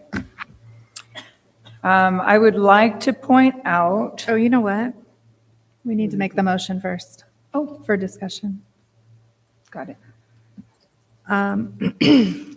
So I'll go ahead and make the motion that we acknowledge the receipt. Can I get a second? I'll second. Okay. Now discussion, all Okay. yours. I would like to point out that quoting from the Nigro Auditor's Report, management is responsible for the preparation and fair presentation of the financial statements and maintenance of internal control relevant to the preparation and fair presentation of financial statements that are free from material misstatement, whether due to fraud or error. On the next page, they say our objectives are to obtain reasonable assurance about whether the financial statements as a whole are free from material misstatement. Governing auditing standards will always detect a material misstatement when it exists. The risk of not detecting a material misstatement resulting from fraud is higher, as fraud may involve collusion, forgery, intentional omissions, misrepresentations, or the override of internal control. So I just wanted to point out that this audit report is more of a, yes, your numbers are what you say they are. And I wanted to bring up the idea that FICMAT asked us to address specifically a high risk of fraud and compromise due to our lack of internal controls. I know it's been brought up by FICMAT, of course, by me, by a couple others. I remember hearing it. They expressed concern over this, and I want to just reiterate that as a board, we need to seriously look at this and address this. So internal controls and fraud prevention is something we need to look at adding. Also, another concern FICMAT pointed out was an access to rights following employment changes and lack of oversight in accounts receivable. I'd like to point out specifically such as like when the community schools grant got completely added to our budget and then got removed. Controls over that, oversight would help. They also had a concern about the absence of fraud detection and reporting process. So as we take steps to address our deficit spending, I move that we also take steps to address our district's risk of fraud and compromise as noted in FICMAT's report on October 30th, 2025. I'm not sure if I need to make a motion for this or if that's, I know when President Buchanan mentioned moving forward with coming up with a plan, she addressed our superintendent directly. So is this something, Superintendent Nelson, that I could just directly address you, or is this something that we need further action on? There is a motion on the table right now just to formally acknowledge the receipt of the audit report. So, didn't we do that? No. So your motion is about the audit report, not giving direction on the FICMAT report, but I can talk to you about that when we get to other items, particularly if that would work. Yes, so it was in relation to this audit report, asking that we take it to the level that FICMAT advised us and looking to add internal controls and fraud prevention, access rights following employment changes, lack of oversight in accounts receivable, absence of fraud detection, and reporting process.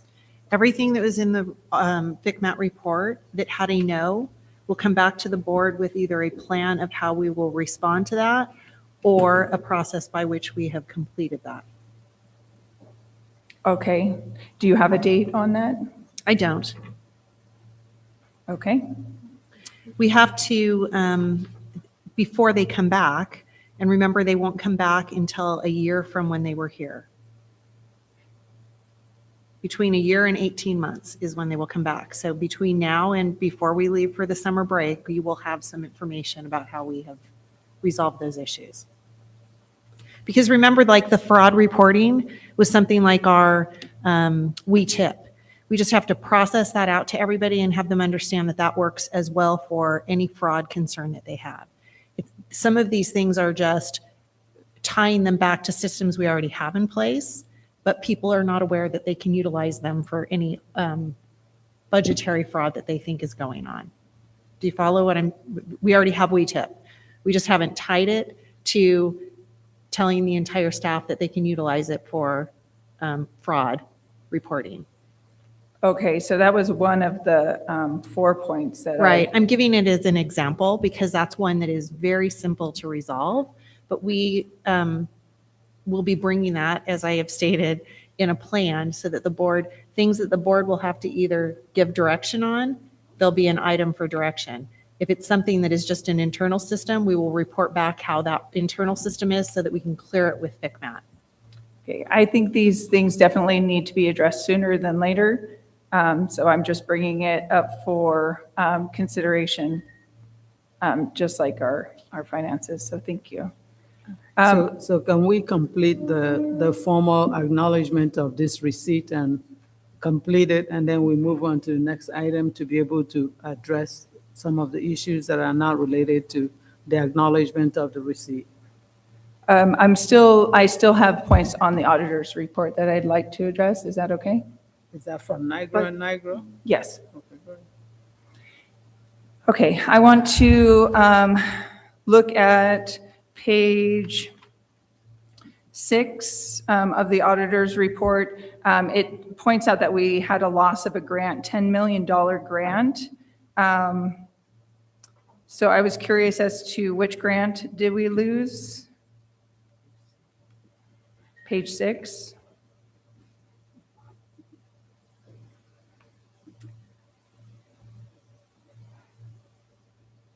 And if you don't know, I just think it's important to bring up that if we lose a grant, it's important to also ask the question, what was being funded by this grant, and then did we also follow up by cutting that cost?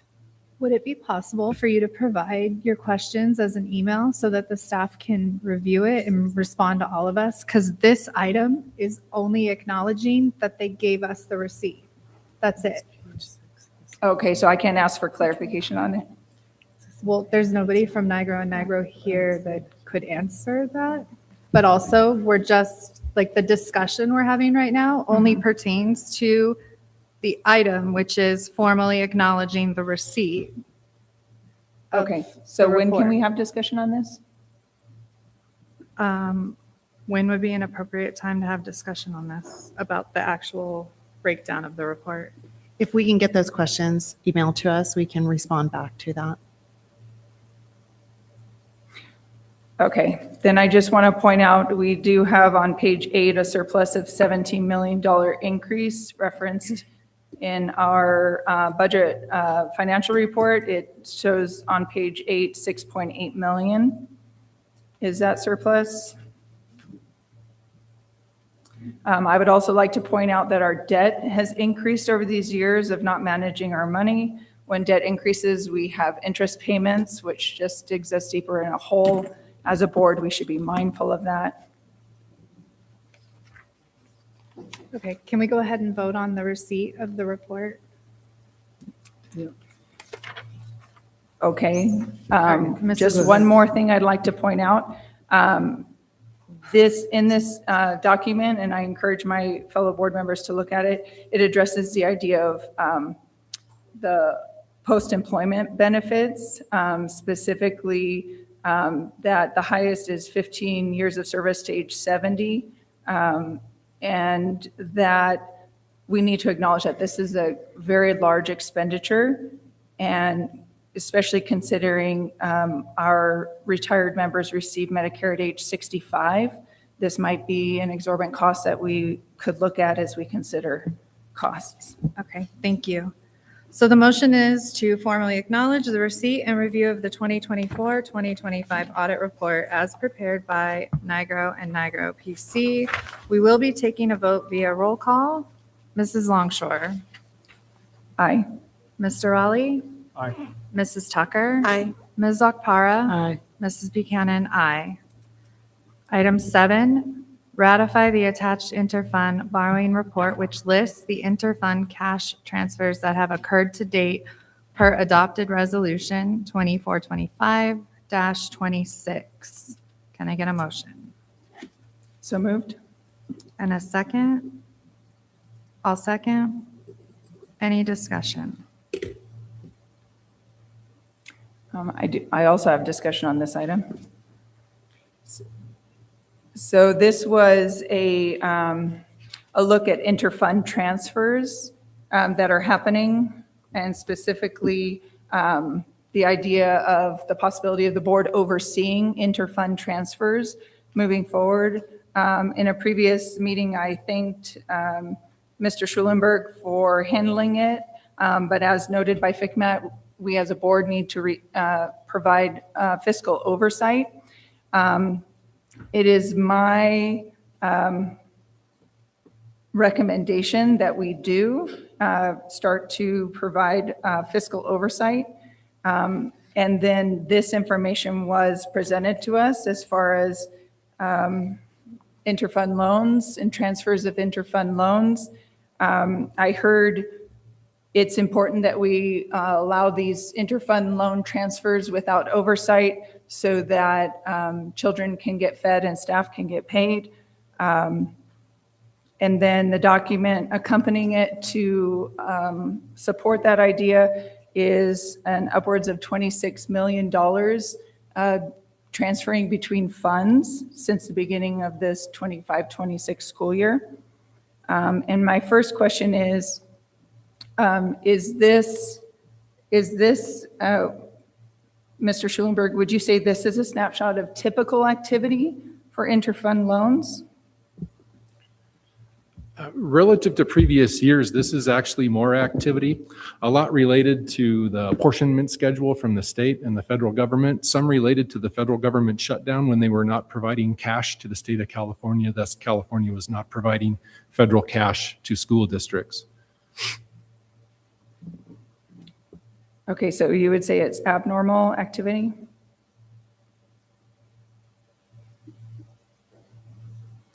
I don't think those were Matt's words. So I'm going to just ask that if he stated that it was abnormal. Atypical. I'm just asking that we not put words in his mouth. Oh, I wasn't intending to. Okay. This part of this is it shows that you are ratifying the inter-fund transfers of cash, and they have been repaid. That's what this is. So when they are repaid, we report it back to the board so that the board can ratify those actions, following all the guidelines and rules under the Ed Code that allows for this. Okay, so are we specifying that this is, because our job is to oversee it. So when I look at interfund activity last year and I see for the total year $7 million of interfund activity, and then in this one document of approximately 4 months, I see $26 million of interfund activity, it causes me as a board member to pause and say, this would be abnormal. Right. So, and I think that's our job as board members to be able to oversee don't things disagree. like this. So I guess my question is if this is atypical movement of funds, why did we move millions of dollars into Fund 13 out of Fund 1, but then move it back a month later, $5 million? Was it not used, or did the funds come in? Well, as stated, this is for cash transfers. This is not budget. This is not interfund activity. This is cash transfers to cover expenses. When we're allocated through a federal grant program, a state grant program, LCFF, For instance, this year, our LCFF calculator was about a little under 190 million was our LCFF allocation. We don't get $190 million July 1. We're apportioned the cash in pieces through state aid, through property taxes, through the education protection account. Federal cash runs a different timeline. So when, as the resolution states, we have our cash with the county treasurer, and it's delineated by fund. Occasionally, a fund will run short of cash to pay bills or make payroll. Thus, we're able to transfer cash from one fund to another so we can make those payments. And then when the apportionment comes into that fund where we credited a transfer, we pay it back to the lending fund. This is cash. This is not budget. This is not a budget appropriation. This has nothing to do with interfund activity in our financial statements. This is just cash. And everything has been paid back because the apportionments came through when the government went back to work. Okay, so even the upwards of $10 million that got transferred, same idea in January? Yes, everything's been paid back because we have received our apportionments. But this is atypical. Yes, this is a lot of activity for various reasons. Okay, and paid back in a pretty quick span of time, too? Yes. Okay. What concerns me about this is just keeping track of it, you know, being able to oversee it. Part of that job is being able to keep track of it. And as millions of dollars is shifting to and from several funds and in different ways, it makes it feel like sort of a shell game. I think that's why we have the report, so that we can approve it. Like, that's our oversight. We can see that it was paid back. I hear you, President Buchanan. Thank you for that input. But it's important for us to understand as a board that this is atypical. Yeah, the government doesn't usually shut down. Yeah, it's atypical for, like I said, a few reasons. The federal government shutdown, apportionment schedules, and the desire to pay bills and make payroll, hence the cash transfers. And when the apportionments come in, then they're repaid. Again, this is not budget. Per the resolution, if you read that, this is not a budget allocation. This is not a budget appropriation. This is cash so we can pay our bills. Our cash is held in the county treasurer in an aggregate amount, but delineated by fund. And that allows the county treasurer to pay warrants drawn on a fund that may be short of cash. Yes, thank you for that explanation. I did notice that millions of dollars were going between funds that already had millions of dollars in reserves. Is there a reason why we didn't utilize the reserve funds? Keep in mind, reserves is budget. It doesn't necessarily mean cash is on hand. Cash is per our apportionment schedule. Reserve is a function of budgeted revenues minus budgeted expenditures. Okay, I'd just like to duly note that I'm concerned about this movement of funds, and thank you for the time. Okay, we will be taking a vote via roll call. Mrs. Longshore. Aye.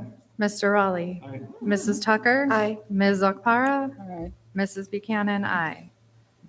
Item 8, discussion and direction pertaining to previously board-adopted resolution 2425-26, authorizing temporary borrowing between funds of the school district during the 2025-2026 fiscal year. Staff identified 3 possible options for board direction related to resolution 2425-26. Number 1, the board action to maintain resolution 2425-26 as previously approved with no changes. Option 2, board action to amend resolution 2425-26. Option 3, board action to rescind resolution 2425-26. I would like to make a motion that we do option 1. Can I get a second? I'll second that motion. Discussion? Yes, I would like to propose option 2, and this is why, it's our elected responsibility as a school board to oversee the spending of public funds. Through lack of oversight and overspending and possible misallotment of taxpayer funds, this has led to unmitigated deficit spending and potential rifts. I call on you, my fellow board members, to do different. We must help deter any possible fraud. In agreement with Trustee Akpara and the FCMAT report, I'm asking the board provide oversight. Can I clarify, you're asking for option number 2? Yes, to amend Resolution 2425-26 to read, quote-unquote, limitations subject to prior board approval. Understood. We do have a motion on the table for option 1 and a second, so we would need to vote on that first. And then if that does not pass, we can consider option 2. Is there any discussion on option 1?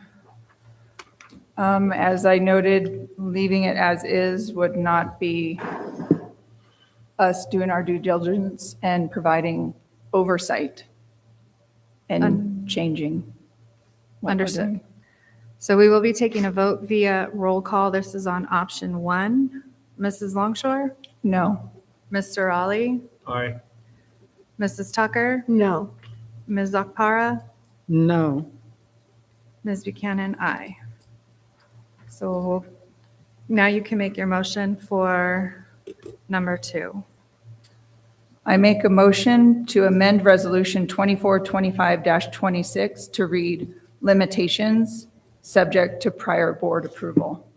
Second. Okay. Discussion?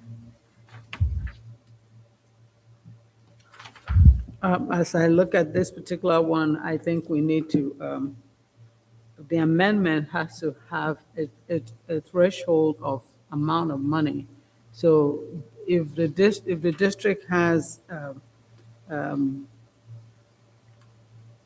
fund transfer that is within a certain amount, the district is given the permission to go ahead and authorize.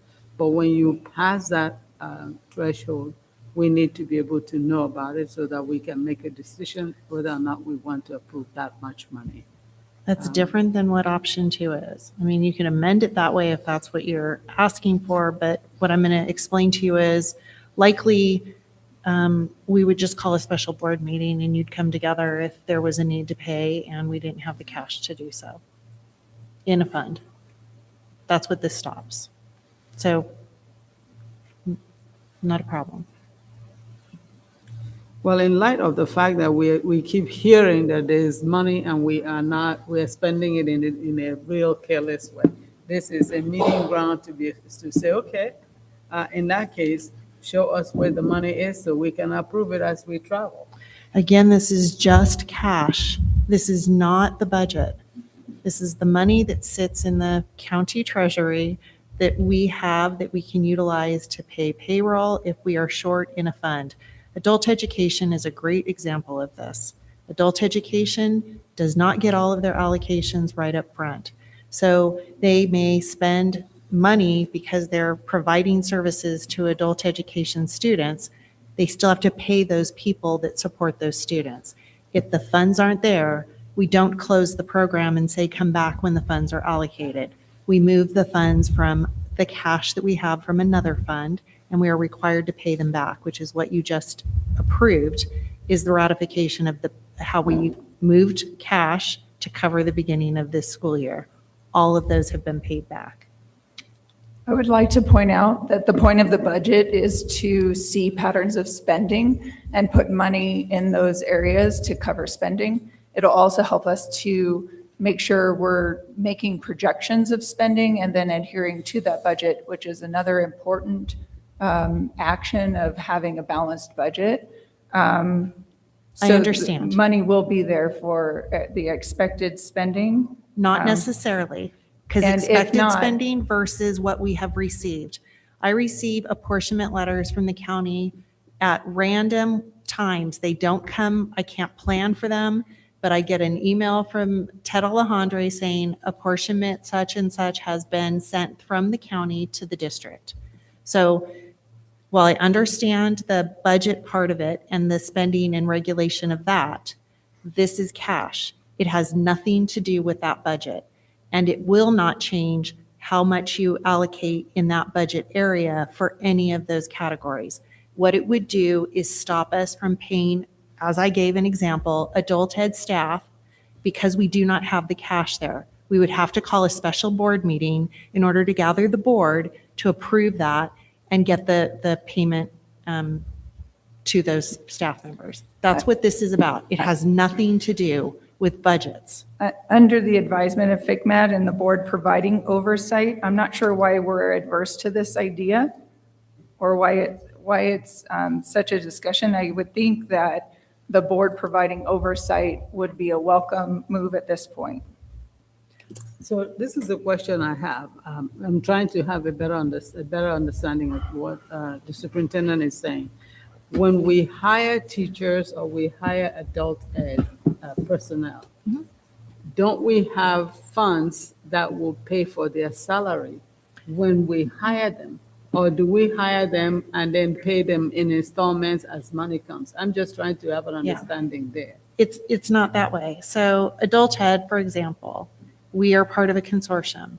So if the money doesn't flow to us all at one time, then we would have to say, we have this much money, you can do this much until you run out of the money, until the next apportionment would come. So you would basically shut a program down because you wouldn't be able to do that.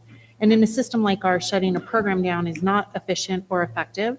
And adult ed, if I'm going to give the example, is probably the easier one to do it because we're paying people on time cards. But we do still have secretary, we have a coordinator in there, there is a counselor, there's people. So it's not just a simple, you don't do it. We're going to pay somebody that is running the program. So if we don't have the authority to do this, look at the dates that these occur, we would have to come together and meet as a board to get approval. I'm not opposed to board oversight for the budget. What I'm opposed to is the management of a process by which you have already, as a board, given us direction that we can do. And the proof is here that it was paid back as is indicated, and the county is part of that process. We don't just, it's not willy-nilly. That's the thing. There's processes and procedures that require this. And I'd like to point out, which is why I addressed it when the report was given to us, that this is atypical activity.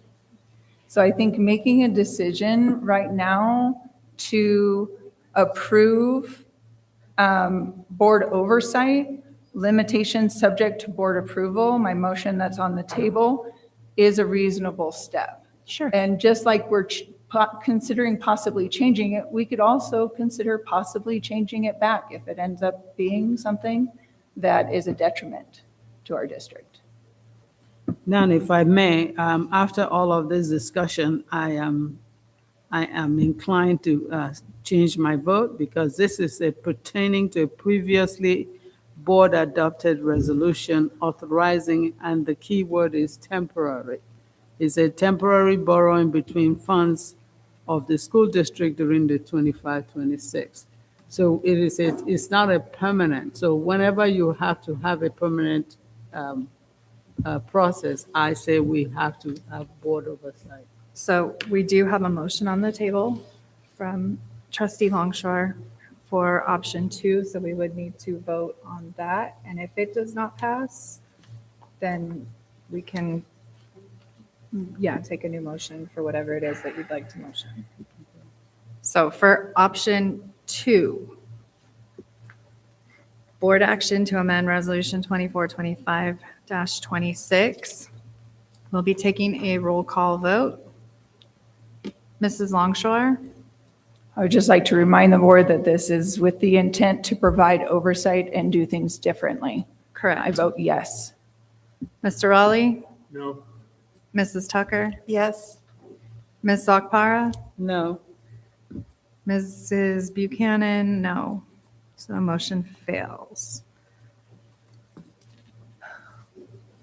Did you want to make another motion? So I make a motion that we go back to first option, and that is to maintain the current authority granted to the superintendent or designee to approve the process interfund cash transfers between the listed operating funds of the district. And the listed operating fund is to temporary borrowing between funds for this 25-26 fiscal year. I'll second. We'll be taking a vote via roll call. Mrs. Longshore,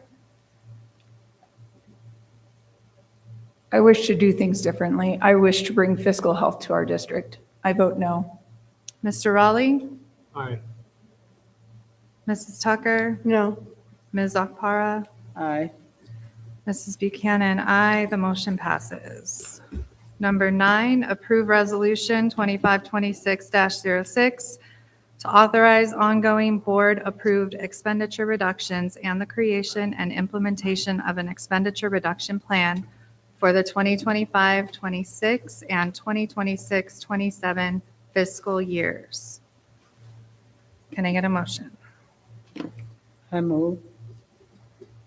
Okay, I'll second. Any discussion? Yes, I have discussion. According to this, we are making reductions, budget expenditure reductions of at least $2,500,000 for the 25-26 school year, We already approved that. and at least an additional $7,500,000 for the 26-27 school year. I'd like to point out that we've had $12 million of deficit spending for 2 years. We need to cut more sooner to protect our reserves.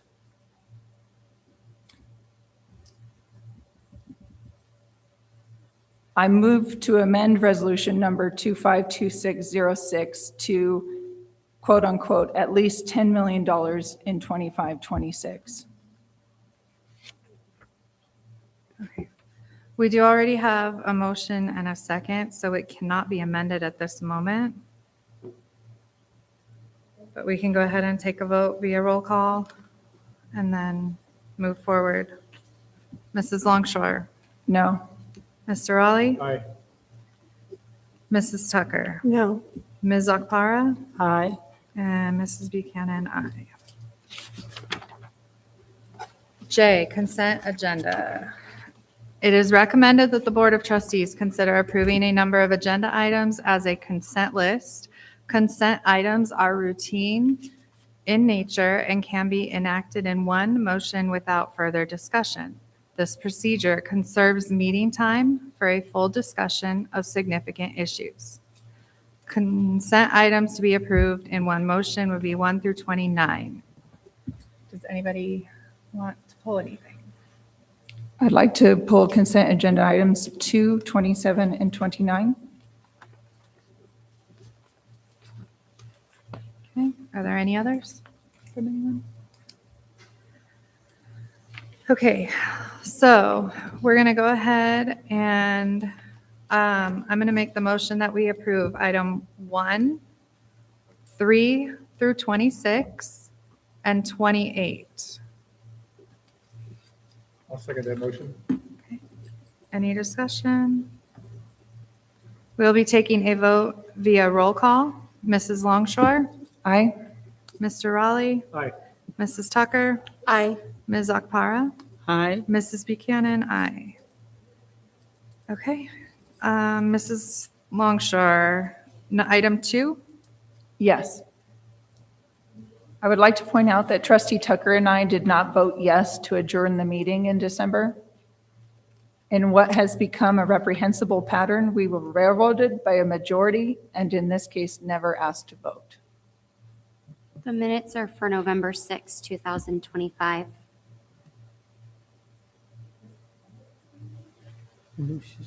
Say it again?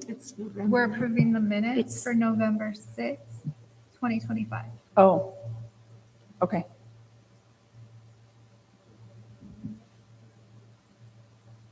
Okay. Can we call for the vote? Yep. Okay. Mrs. Longshore? Aye. Mr. Raleigh? Aye. Mrs. Tucker? Aye. Ms. Akpara? Aye. And Mrs. Buchanan, aye. All right, and then item 27? Yes, I'd just like to take a moment to point out that no significant changes have been made since our last budget financial report, which was a welcome relief. Okay. Call for the vote. Mrs. Longshore? Aye. Mr. Raleigh? Aye. Mrs. Tucker? Aye. Ms. Akpara? Aye. And Mrs. Buchanan, aye. Item 29, accounts payable warrant register. Yes, so I'd like to point out that this is a 308-page document, and we rely on our finance department to be fully versed in informing the board. It's difficult to have and expect all of us board members to be able to look at every line item of a 308-page document. But that is a pretty detailed accounting. So my question is, with this level of detailed accounting, how can we still be off by 15 million in just 3 months last year? As I pointed out in estimated actuals, books and supplies, services, and other operating expenditures, capital outlay, and Fund 7,000 on May 30th, 2025 to August 26, 2025, we had a difference of $15 million, roughly. So how are we off by 15 million, even with this level of detailed accounting? Ms. Longshore, I have to step in. I'm not going to allow for Mr. Schellenberg to be asked questions that he wasn't prepared to respond to. This is about the pay warrants. If there's a question about the pay warrants, let's stay with the pay warrants. If we're going to go after a $15 million accusation, please feel free to do that, but not during this board item. Oh, I'm not going after anything. It was in relationship to how detailed accounting it was. And so I was just curious. This is information that was given to the board and the cabinet a while ago. So I was just referencing it. If we have such detailed accounting, such as this provided to the board, a 308-page document, it's very detailed. So how are we off 15 million? And it's okay. He doesn't have to answer it right now. It's just something that I definitely wanted to bring up for reflection. Thank you. Okay, we'll be taking a vote via roll call. Mrs. Longshore? Aye. Mr. Raleigh? Aye. Mrs. Tucker? Aye. Ms. Akpara? Aye. Mrs. Buchanan, aye.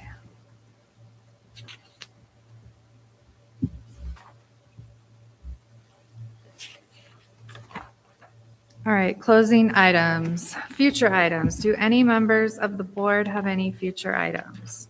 Yes, I do. I would like the district to give us a presentation on how they are using special education instructional support in the classrooms. All right, the rest of the board. I couldn't hear. She's not, you need to talk to Can the you mic, say it Maria. again? There you go. Girl. Ms. Opara, I know you're asking for that. Can we do it at the March board meeting since we're so close to the next board meeting? It means we Sure. would have to have a presentation ready and posted. That's by fine. Friday. Before Can you all hear me now? Yeah, before we do Yeah. move forward though, can we get the consensus of the board? What was she asking for? Information on special education and how the paras are utilized, is that correct? Correct. Okay. So is that fine with you? Okay, and Renee? Are we voting on it? Well, we're just getting consensus Consensus? that we all would like that. or- Absolutely. Any information anybody wants, I'm all in favor for. Mrs. Tucker? That's fine. Okay, me too, so, yep. March, okay.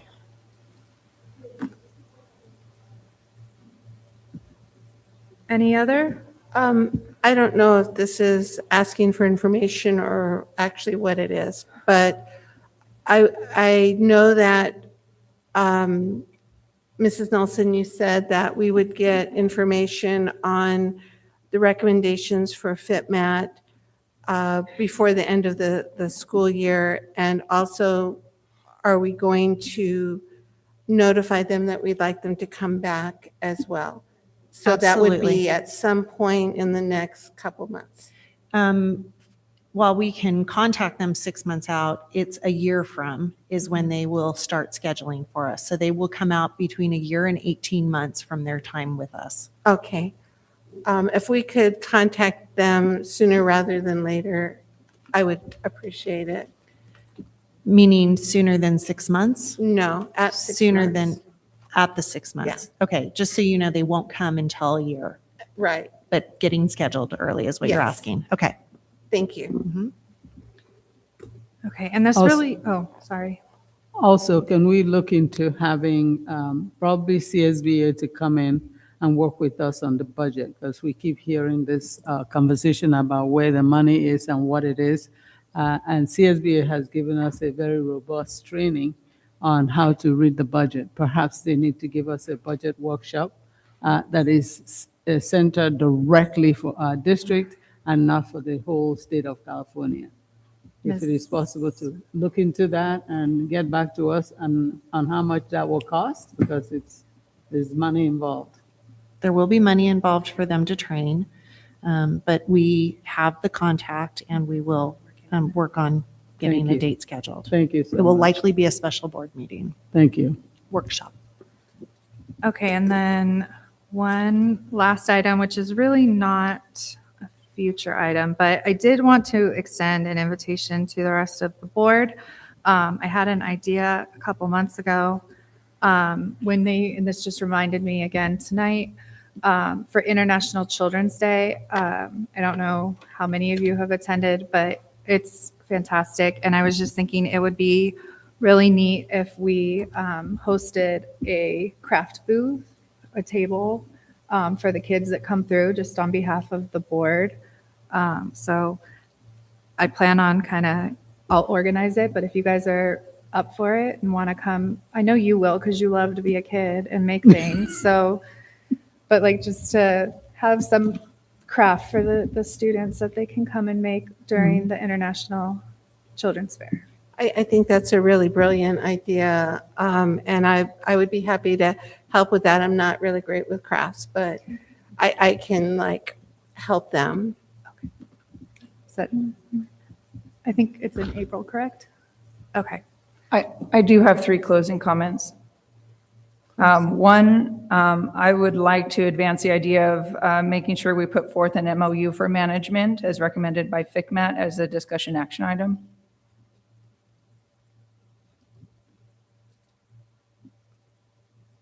For what? An MOU for management, the raise we gave management. Can we add that because it was recommended even by FCMAT? Can we add that as a discussion action item? Are you talking an 80-1200? Yes.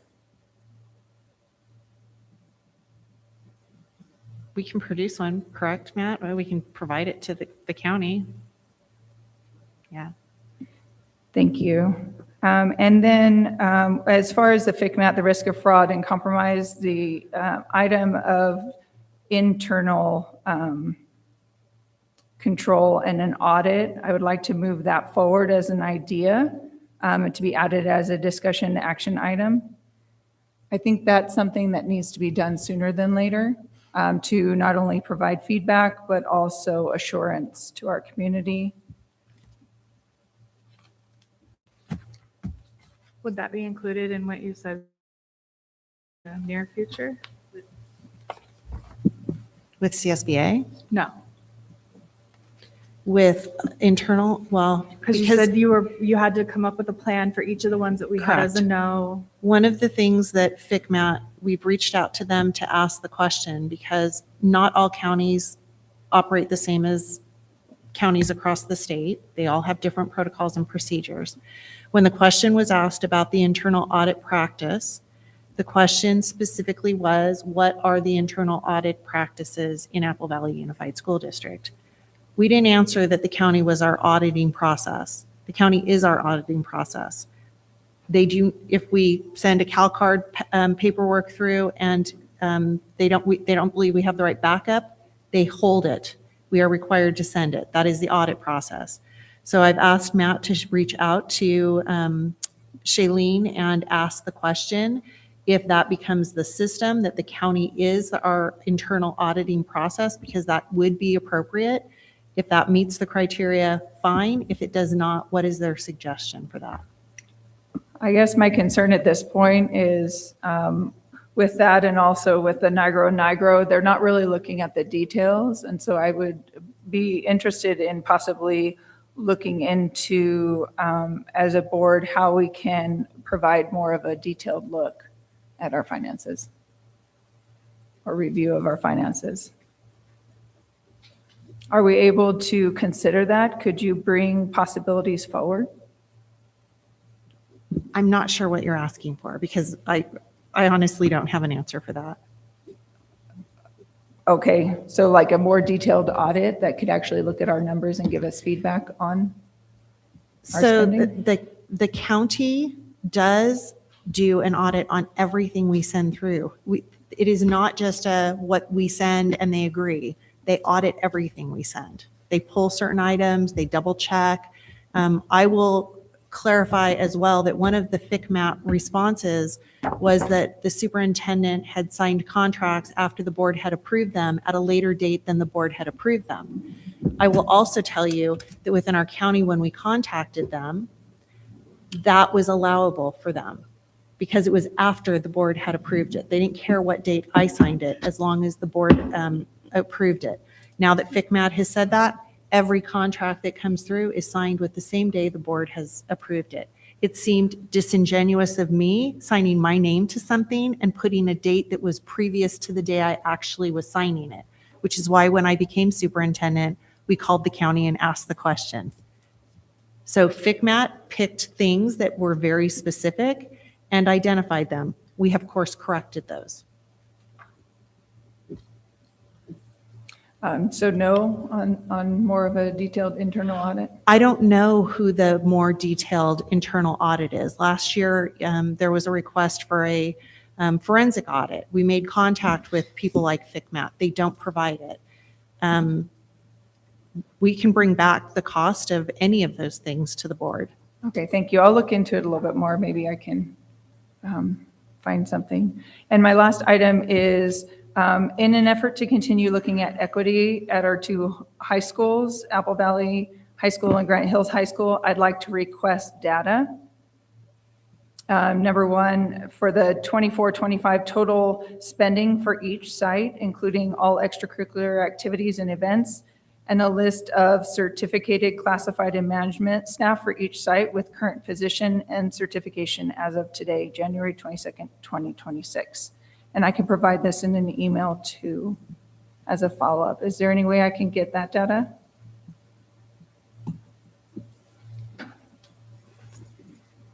Is that the direction of the board? I'm fine pulling it. It's Rick, I don't care. Anita? Yes. Maria? Okay. All right, there being no But further, when you provide that data, you make sure that we all get it. Because we don't want to get half data that is out there, and then we get a printout that comes out and the public gets a hold of the data before we get it. So it's very important that nothing goes out from this board to the public without us getting a chance to see it first. That is just the way we are supposed to be doing business here.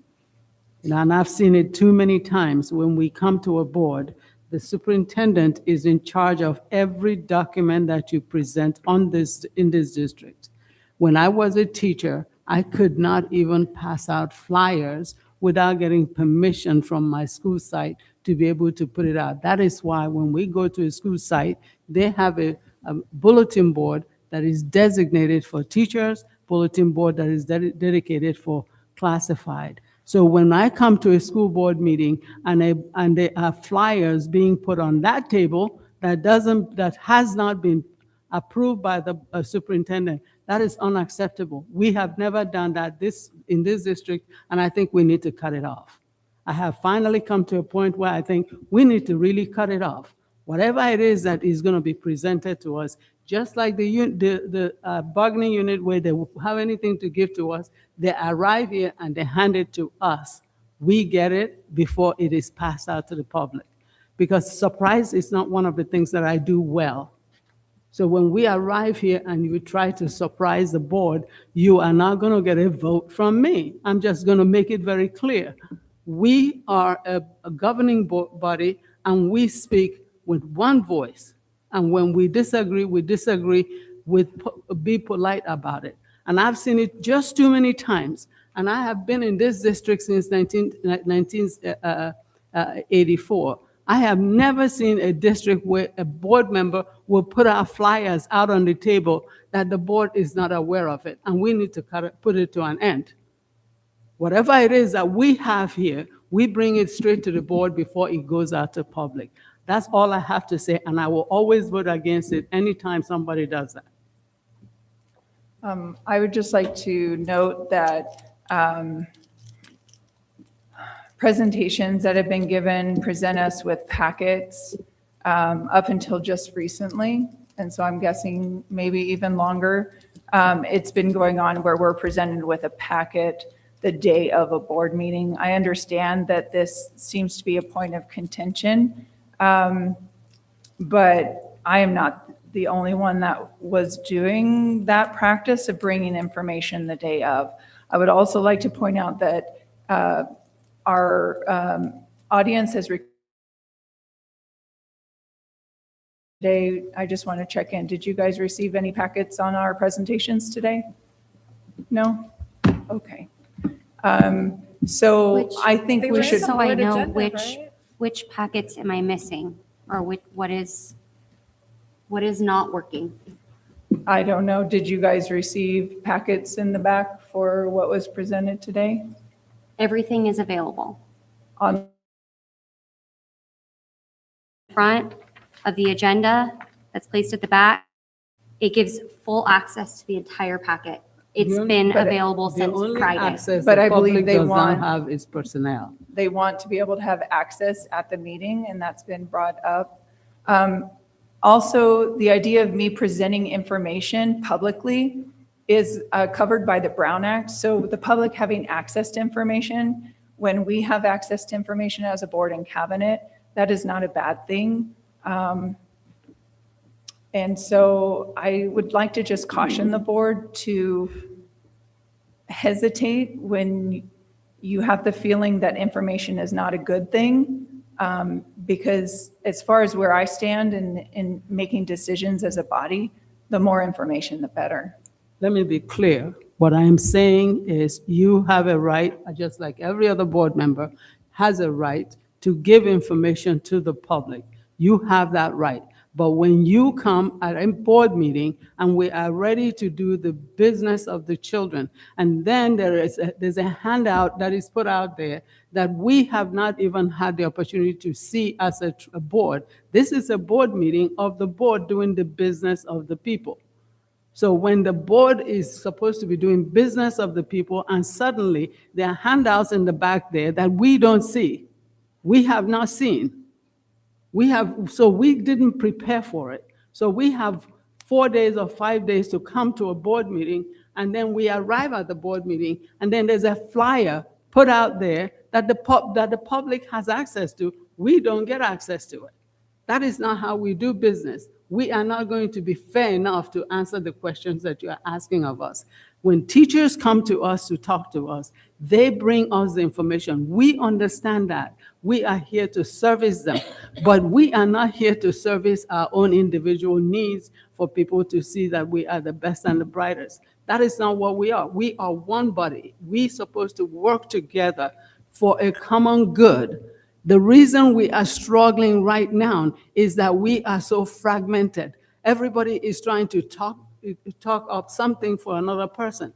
And I am refusing to accept the fact that The superintendent who has a right to decide what goes on that table on this campus, this is who we hired as our CEO of this district, does not even see that flyer when she arrives here. That is incorrect. She is supposed to be responsible for this district in every way. So if you have any flyer to put up there, make sure you hand it to the superintendent. Let the superintendent give the permission that it's okay to put it over there. Otherwise, it's a no.